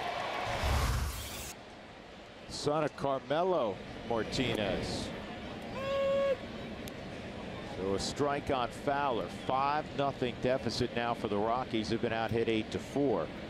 Second home run of the night for the Cardinals. Just to finish that story, they appealed every base. Billy Martin comes running out. And he says to the umpires, he goes, "How do you know he was safe? You weren't even here." And Davey Phillips, old umpire, pulls out of his back pocket a sworn affidavit signed by the original 4 umpires. Center field, and Dexter flies out to Charlie Blackmon, 1 out. That'll bring up Tommy Pham, 1 for 2 and a walk. 3rd inning of work for Chris Russin. Sensatella again went 4 innings, gave up 4 runs, 6 hits. Struck out 5, walked 2.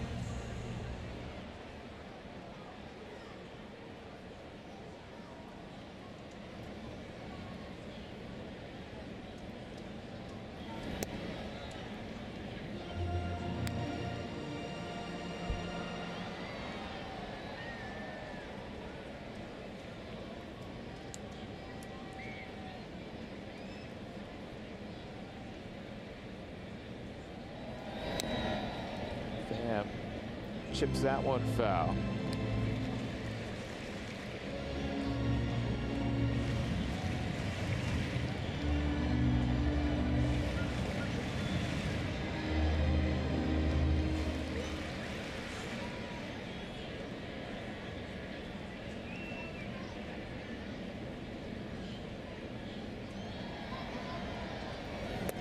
Good pitch by Russin. No swing.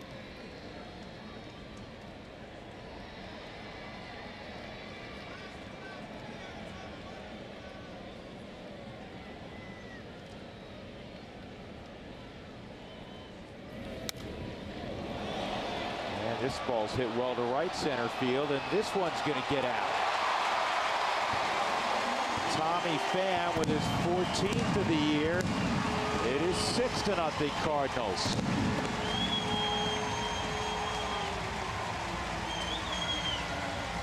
The Cardinals have not been home since the All-Star break. They look comfortable at the plate. Second opposite field home run for the Cardinals tonight. Grichuk earlier, and now Tommy Pham.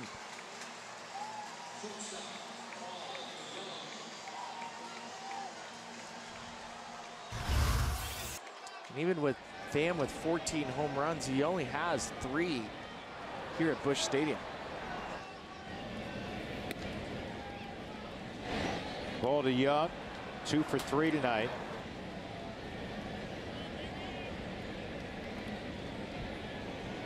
Veteran Zach Duke, one of 4 lefties down in the bullpen for the Cardinals, is throwing. 2-0 on the Young.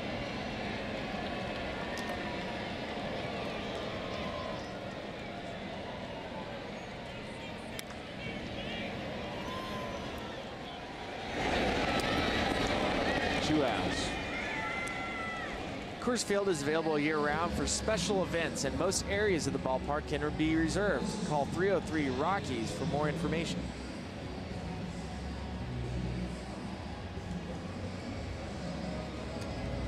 Third baseman Jed Jerko. Jed played second, and has played second for most of his career. He's moved over to third with St. Louis, and he's played it well. Well, originally they had Matt Carpenter playing third. He went from second to third. Then they realized that they needed to move him back to first. Jed Jerko with more Johnny, of a third base body type. Yeah, well, and when he was signed to that contract with the Padres, they signed him as a second baseman with Pop. Jairo Diaz throwing in the Rockies pen.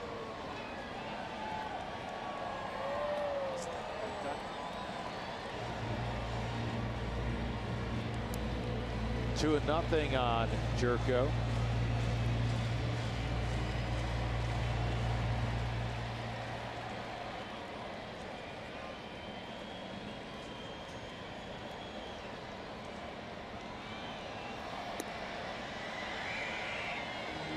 And 3-0. Well, he mentioned that Steve Foster wasn't feeling well, so Mike Dunn is the acting bullpen coach right now.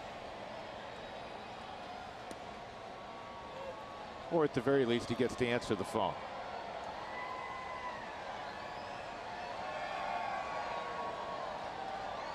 There's Darren Holmes. You got Steve Foster at the hotel. He's not feeling well.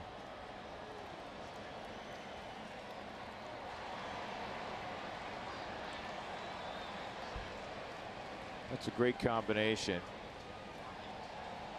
with Steve Foster and Darren Holmes, and obviously the manager Buddy Black. A lot of intel and a lot of guys that know a whole lot about pitching that can help get guys straightened out. It's worked well for the Rockies. Chris Russin gives up a couple of home runs, one to Martinez, one to Pham.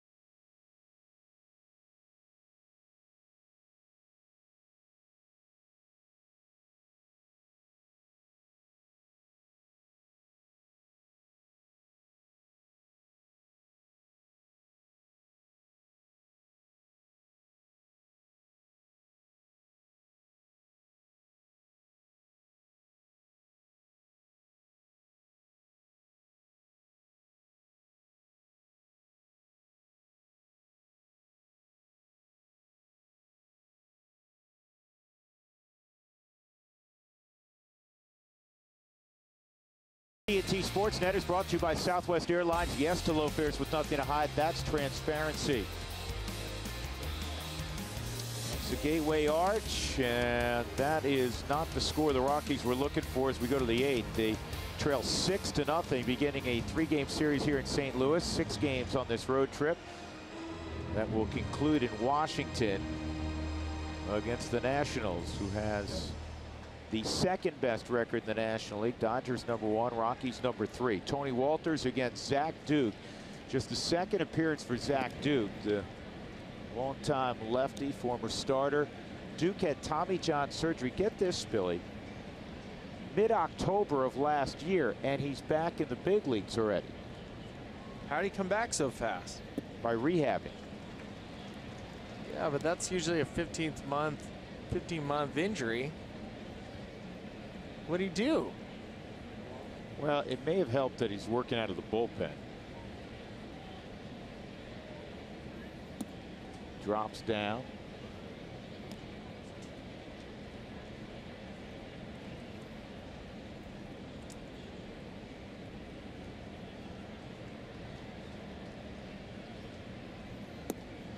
And Walters tried to bunt his way on. 2-2.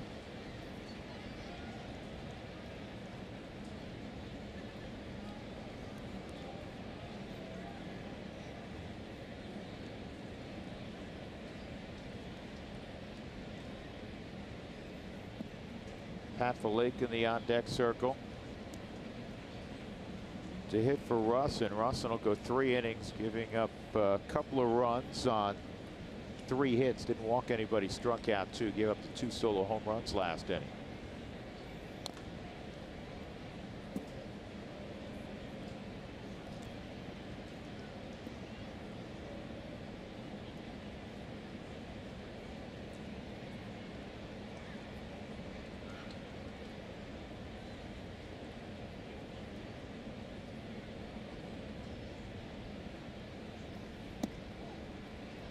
And a walk.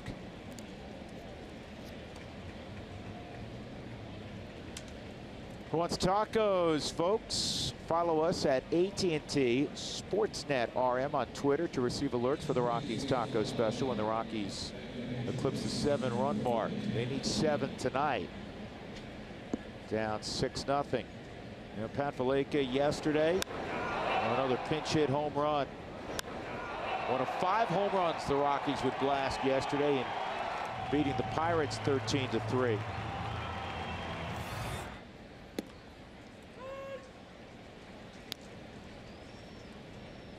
Pat has been swinging a hot bat even though he's not playing every single day. 10 for his last 25. 3 homers and 12 RBIs. To see the numbers he does as a pinch hitter. And this ball is hit well to left. Did he do it again? Yes, indeed. Another 2-run home run off the bench from Patty Barrels. And the Rockies are on the board at 6-2. Quietly, what a year he has had. It's unbelievable. It takes a certain type of character to be a good pinch hitter. You have to be aggressive. Yesterday, first pitch swinging for a pinch hit home run.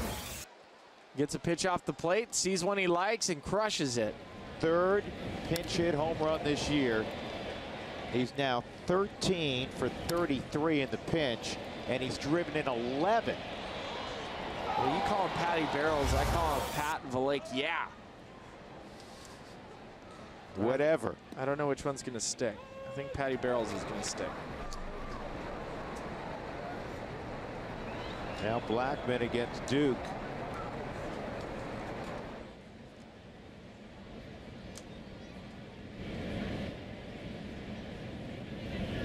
Charlie rips this one for a base hit.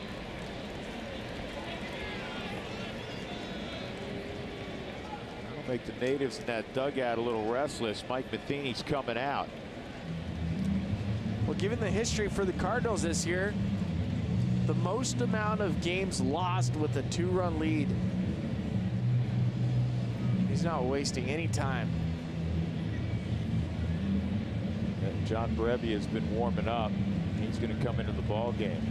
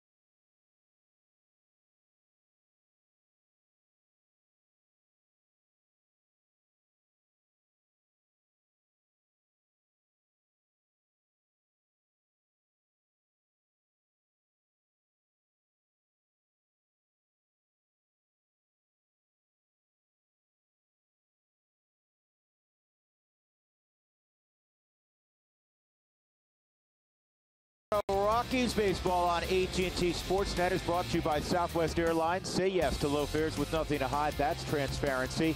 And by Wells Fargo. Wells Fargo customers get your 2-for-1 Rockies club level tickets by visiting wellsfargo.com/Rockies. On the banks of the Mississippi River, we're in the 8th inning. The Rockies are on the scoreboard after the 2-run pinch hit home run by Pat Valaika. Charlie Blackmon just singled. And now DJ LeMahieu will face John Brebbia, 27-year-old rookie out of Elon University. And his fastball at 94 is in there for a strike. Brebbia, an interesting story. 30th round draft pick out of Elon by the Yankees, was eventually released, kicked around. He was with Arizona, got released, and was with an independent team for 2 years. Never given up his dream. Love stories like that. Love it. Valaika. That works. Yeah, Valaika works. Brebbia, because he's continued to fight through it, .77 whip. It's the best of all rookie relievers in the National League. 2 strikes on LeMahieu.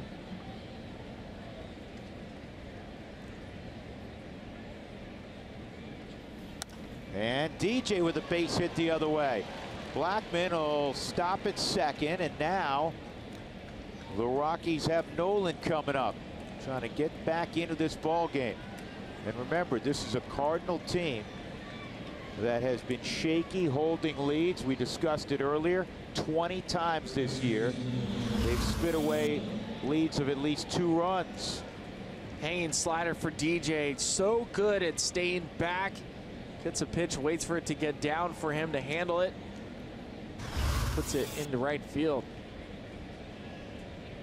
It's 53 opposite field hits now for DJ. That leads all of baseball.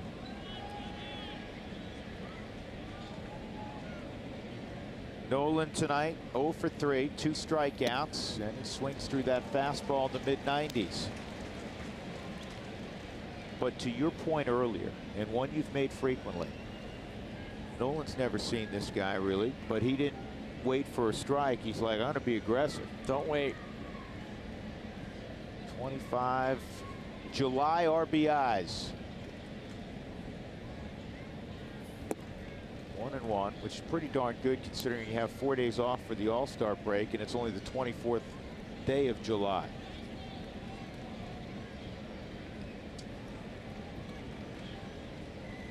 Nobody out. Blackmon at second, LeMahieu at first.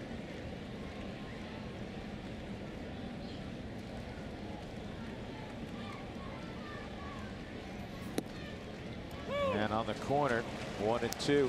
Nolan did not like that at all. I've never seen him have that type of body language on a pitch off the plate. It's a big swing pitch, man, that 1-1.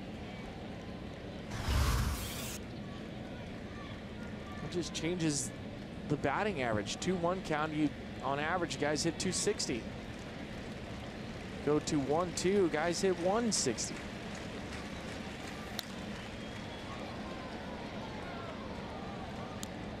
Brebbia reached back, got 97 there. He's drafted, as I said, by the Yankees. Then he went to independent ball after he was released. Actually, the Diamondbacks signed him, and then he was picked up by the Cardinals in the Rule 5 draft. Began this year with Memphis.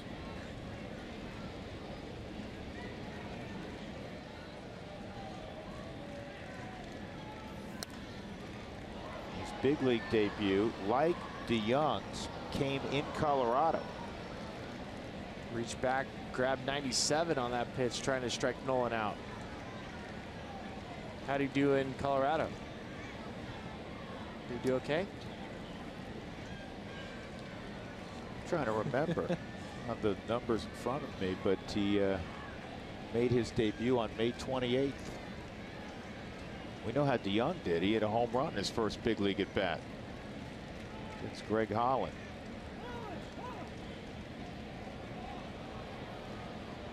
Manny Gonzalez barking out time after Nolan asked for it.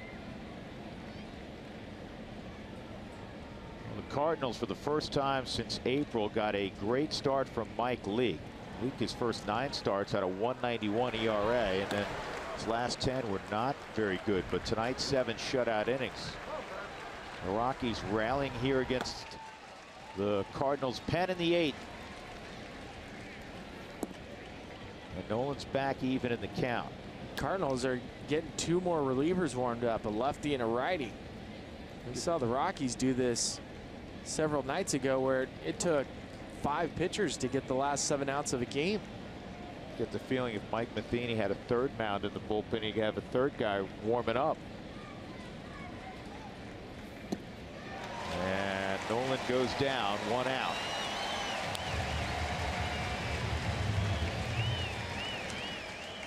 Rare hat trick for Nolan tonight.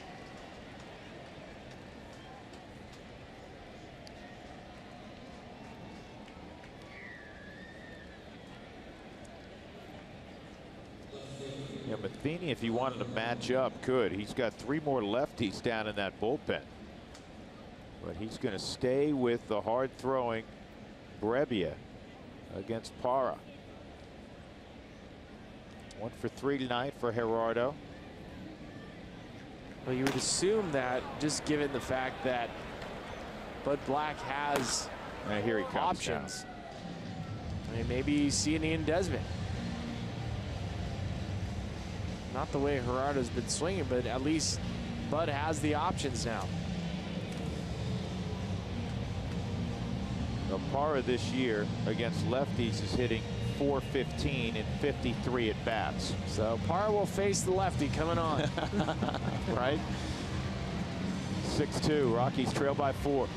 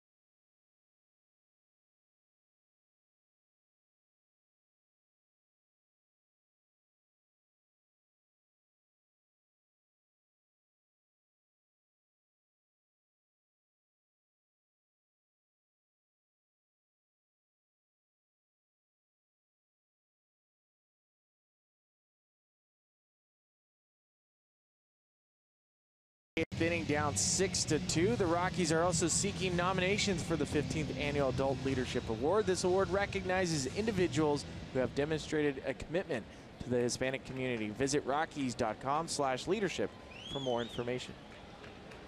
So Parra against Kevin Segrist with 1 out and 2 on in the 8th. 2 runs in on the Valaika pinch hit home run.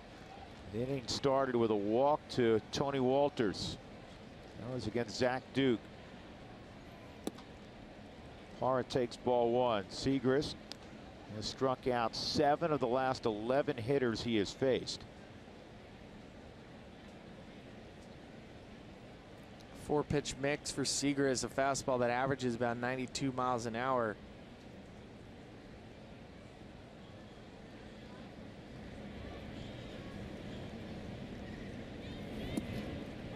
On strike. Parr disagreeing. Subaru strike zone agreeing.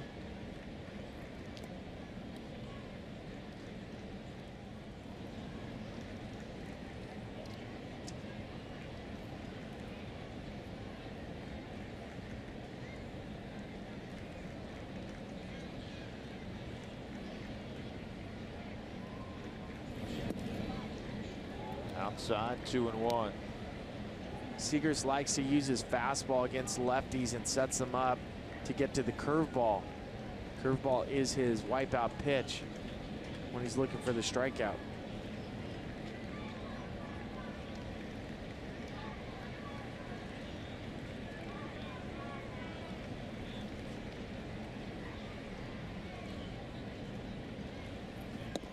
And that fastball's right there, 2-2. For Parr, he's hitting .415 against left-handed pitchers, which is remarkable. .336 this season against righties. With 2 strikes, let's see if Gerardo's able to keep the front side in and shoot it opposite field. Big hole left by Paul DeJong. He went. 2 outs.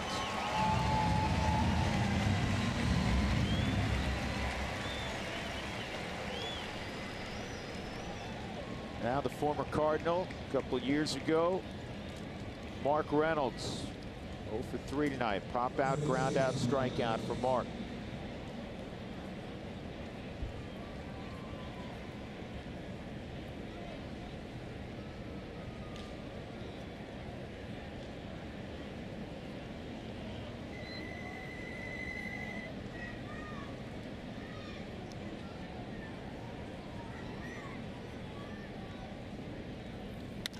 This ball lined to center field, but right at Dexter Fowler. Well, that's not Dex out there. What is that? Made a change. Pat Valleca hit a 2-run home run. 6-2 now, going to the bottom of the 8th.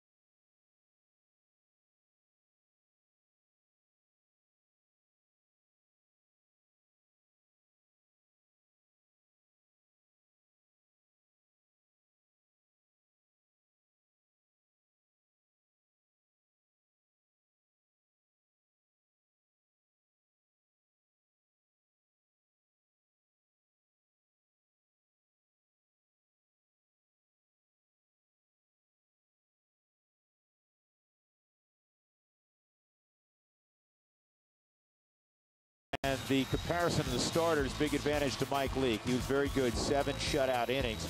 Sensatella struggled in the first inning. He walked the first 2 batters of the game. That came back to burn him. Both of those guys would score. And then in the 4th, he gave up a 2-run home run to Randall Grichuk. The bottom of the 8th inning, the Rockies will hand the baseball to Jairo Diaz. 6-2 the score. That was Tommy Pham in center field. We didn't realize Dexter's been pulled from the game. Grichuk was actually playing left, and Jose Martinez was in right. Fourth game for Diaz. He's returning from Tommy John surgery as well. This is Molina, and he takes strike one. First pitch at 97 for Jairo.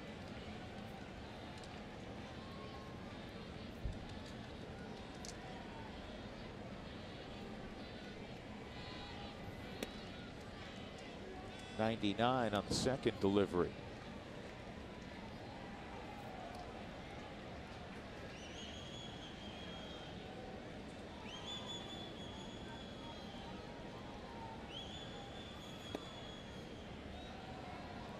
Two and one.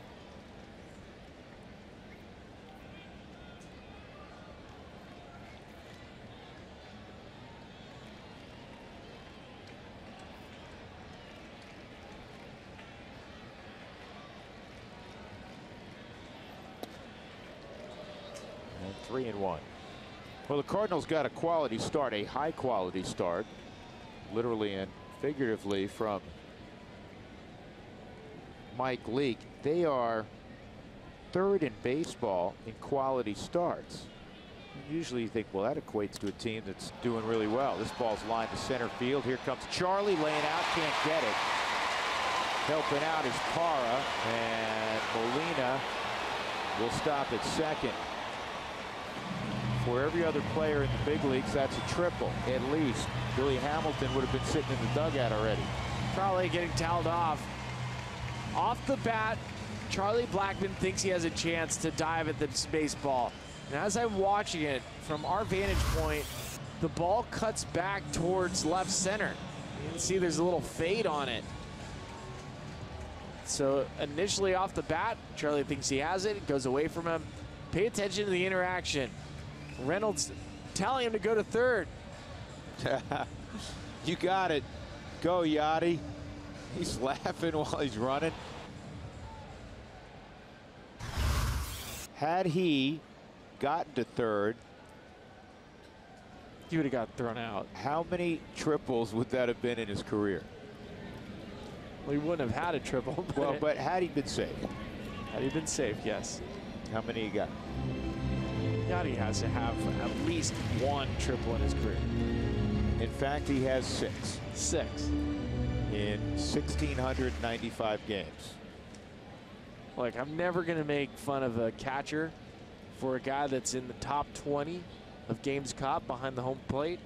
I mean, that's a lot of squatting. Basically, every roughly just under 300 games, he's going to throw out a triple for you. He's like Billy Hamilton compared to how Benji ran, though. Oh, yeah, Benji was. Luke Voigt's 1 for 3. It's a 2-0 from Jairo. Look at it, 3-0.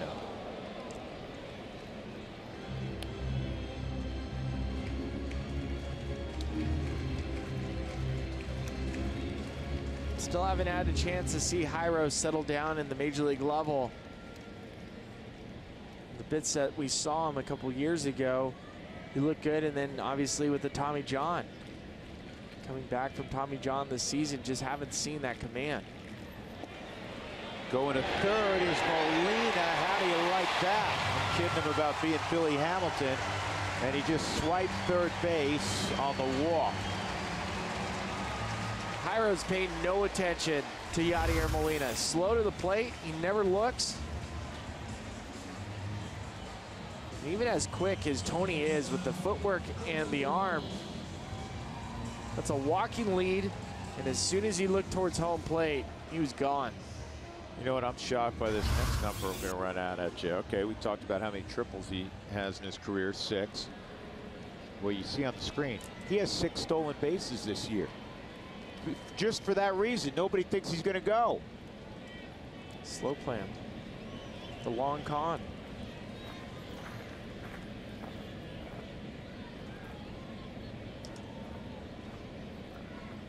Bolton Wong, that's a strike.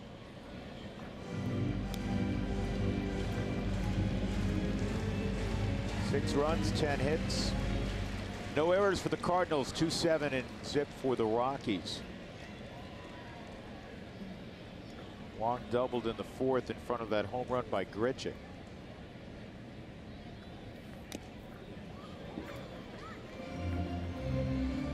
have a recollection of the first time you saw extreme velocity, whether in college, high school? It would have been in professional baseball.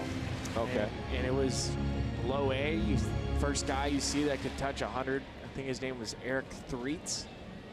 He's a prospect with the Giants, left-handed pitcher that threw about 100. Slider. What'd that look like? You know, that's a beauty of this game. As soon as you start seeing it, you see it multiple times, a hitter can time it. That's why location's so important. You just start getting, everything speeds up where you start getting used to seeing high velocity, and it doesn't seem. You can slow it down. This is slowly hit, and Reynolds tried to make the impossible play. And now Walters should have a play on the runner at third. Safe. He waited a little bit too long. And Nolan got spiked. Slides in safely. It'll end up being an error on Reynolds, who's a fielder's choice. RBI for Wong, and then an error on Reynolds, allowing Voit to go to third. All comes down to Yachty stealing third base because they're not paying attention. He cannot give 90 feet away in the bottom of the 8th inning when you're down 4 runs. Mark trying to make something happen, and that's ill-advised. But this is one, you can see him halfway to get that throw out sooner. Let Nolan have the baseball. He gets spiked in the shin.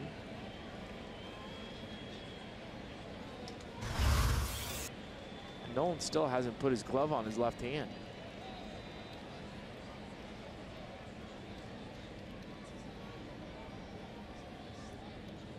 Grichuk at the plate, infield's in.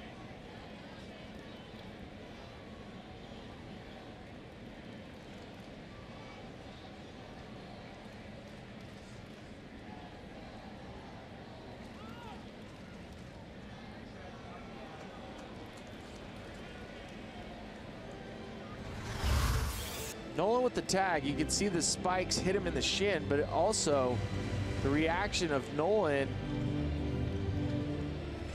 with Voigt's leg sliding up into his wrist. I don't know if it jammed Nolan's left wrist.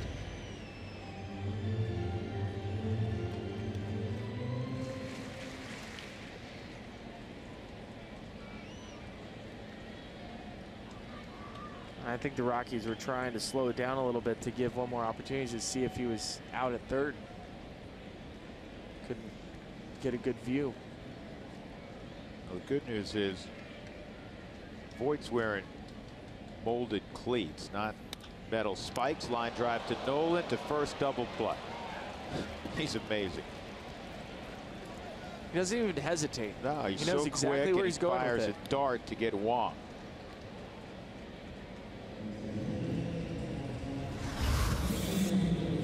Simple line drive, freeze on line drive. It's not even close at first base. We talk about the short space quickness and the great hands. He's got a gun, man. He's got a great arm. Here's Jose Martinez, pinch hit home run, stayed in the ball game in right field. Son of Carmelo. Carmelo is a big man. Is a big man. This kid's 6'6". Saw him at first base today taking grounders, trying to figure out a way to get him more at bats. From Venezuela, Parra, Gerardo knows him, and he's talking to Gerardo as he was going over to say hello to Jose. I said, man, he's a big kid. He goes, yeah, he's just like his daddy.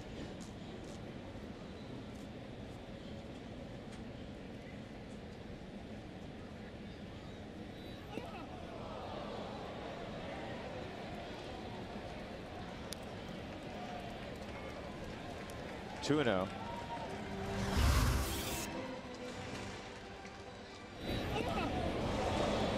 I've done that a million times. Pitch comes in. Knows Martinez yelling. Because that's eating you up. You think you're going to wear that, right? Yes. Oh, boy. Grown man screaming at a Major League Baseball game. It's the best. Jairo all over the place with the fastball, and Darren Holmes will come out again. Darren Holmes, the acting pitching coach tonight. Steve Foster under the weather a little bit, we've been told.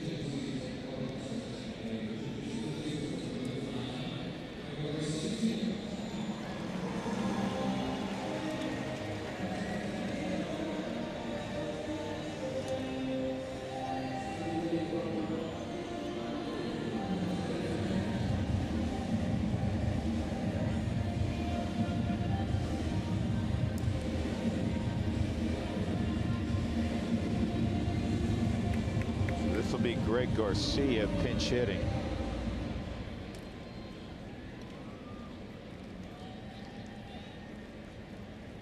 This is the top of the order. The pitchers in this spot right now, where Dexter used to reside.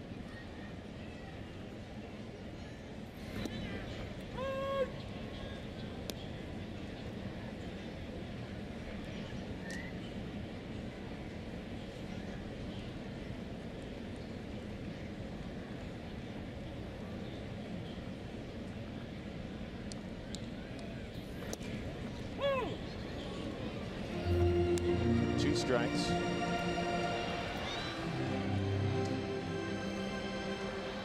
Garcia grew up in El Cajon, California, but went to college at the University of Hawaii. This is going to be trouble, we think.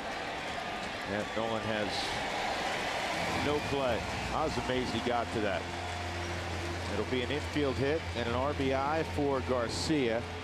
As Voit scores, it is now 8-2. The Cardinals have gotten those 2 runs back. Nolan's going to wear himself out today chasing after baseballs. Fully stretched out, keeps that ball in play. That ball is easily headed towards the corner in Bush, which might have kicked around, probably prevented a run. Tommy Pham, 2 hits and a walk. One of the hits, a home run.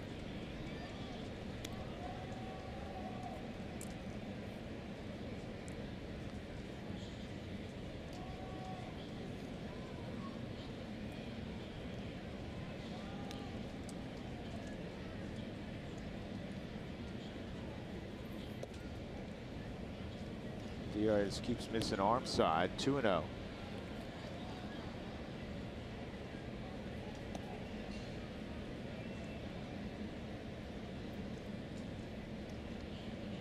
It's 5 walks on the night for Rockies pitchers. That's far too many free passes.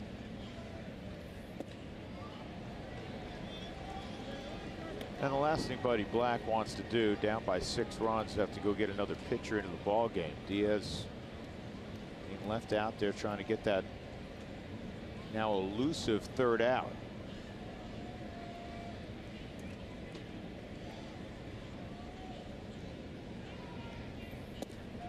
And he's walked another. The bases are loaded for DeYoung.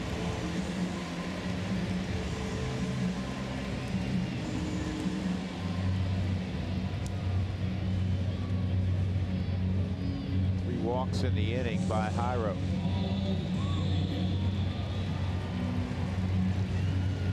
The bullpen is not stirring at all. This is Jairo's inning. It's Anthony Munoz manning the phone.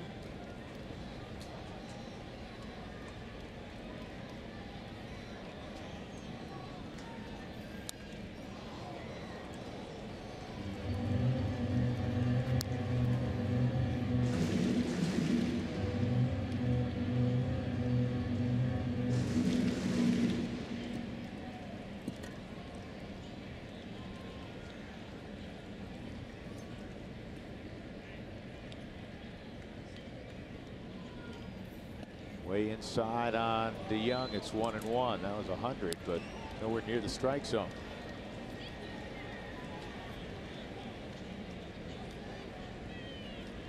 called Anthony Munoz. It's Aaron Munoz.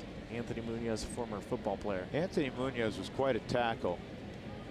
Aaron's not quite as big as Anthony was.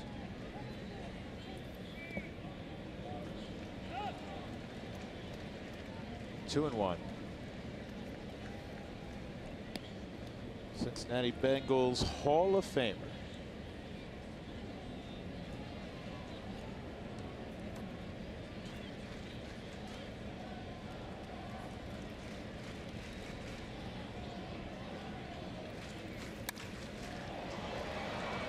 DJ's got it, and that will end the inning.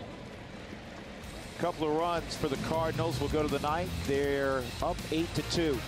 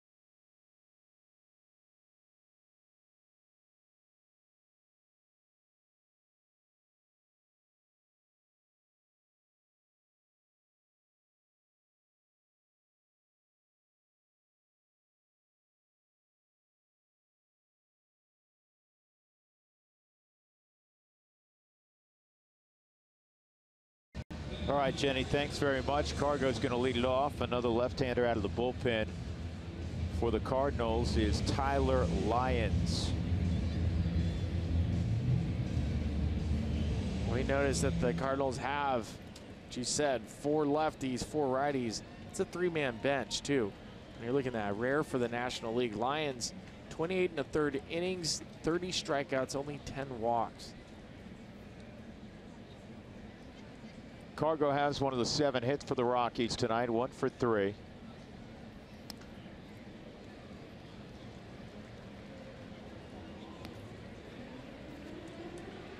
Rockies this evening, 6 singles and the 2-run home run off the bench by Pat Valaika.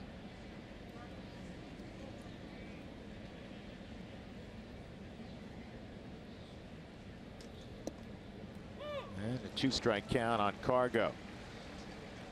Cardinals, who rarely shift, do put 3 on the right side.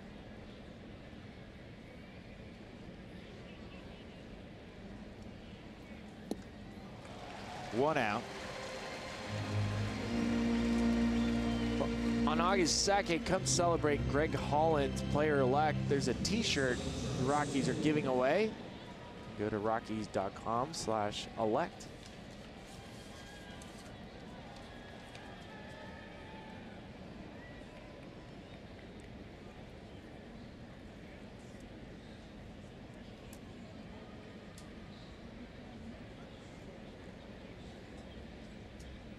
Here's Story. He's got a hit tonight.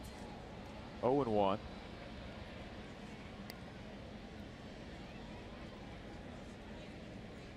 Well, the Cardinals jumped out to a 2-0 lead.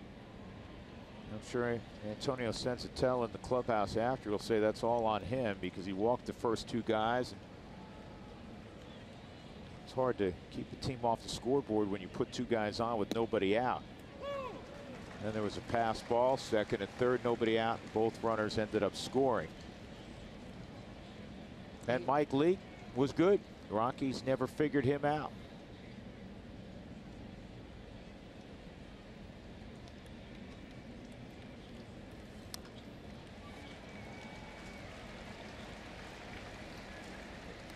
Remains 2 strikes on Story. This game could have easily had a different number as far as the Cardinals' runs go. Had some great defensive plays by the infield to keep the score close.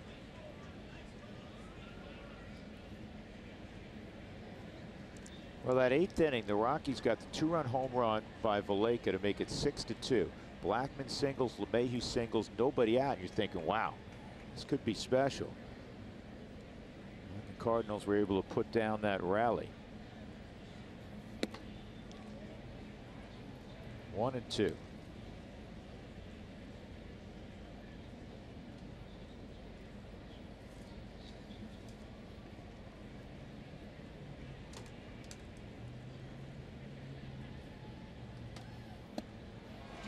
And now 2 outs. Here's the matchup on the hill tomorrow evening. The Rockies will send John Gray to the mound looking for his 4th victory. And Lance Lynn, who throws more fastballs than any starting pitcher in baseball, coming off a no decision against the Mets in which he pitched well. 1 run, just 3 hits in 6 innings. We're on the air at 5:30 on AT&T Sportsnet with our pregame show. Tony Walters takes a strike. Tony 0 for 2 and a walk tonight. Crowd of more than 40,000 at the New Busch Stadium. Slider, strike 2.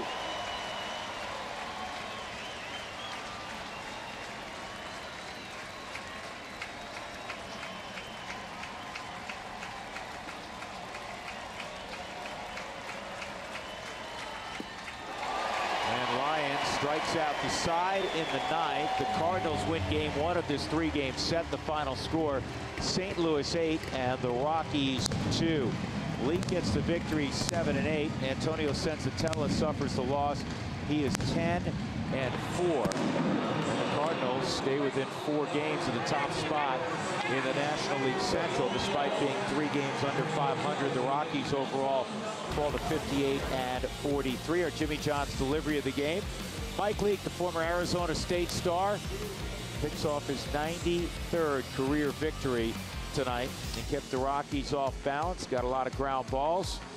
Mike Leake, the winning pitcher tonight, and it's his first real high-quality start since the first month and a half of the season. Again, the final score, St. Louis 8, the Rockies 2, as we go to our Denver studios. Here's Jenny and Huey.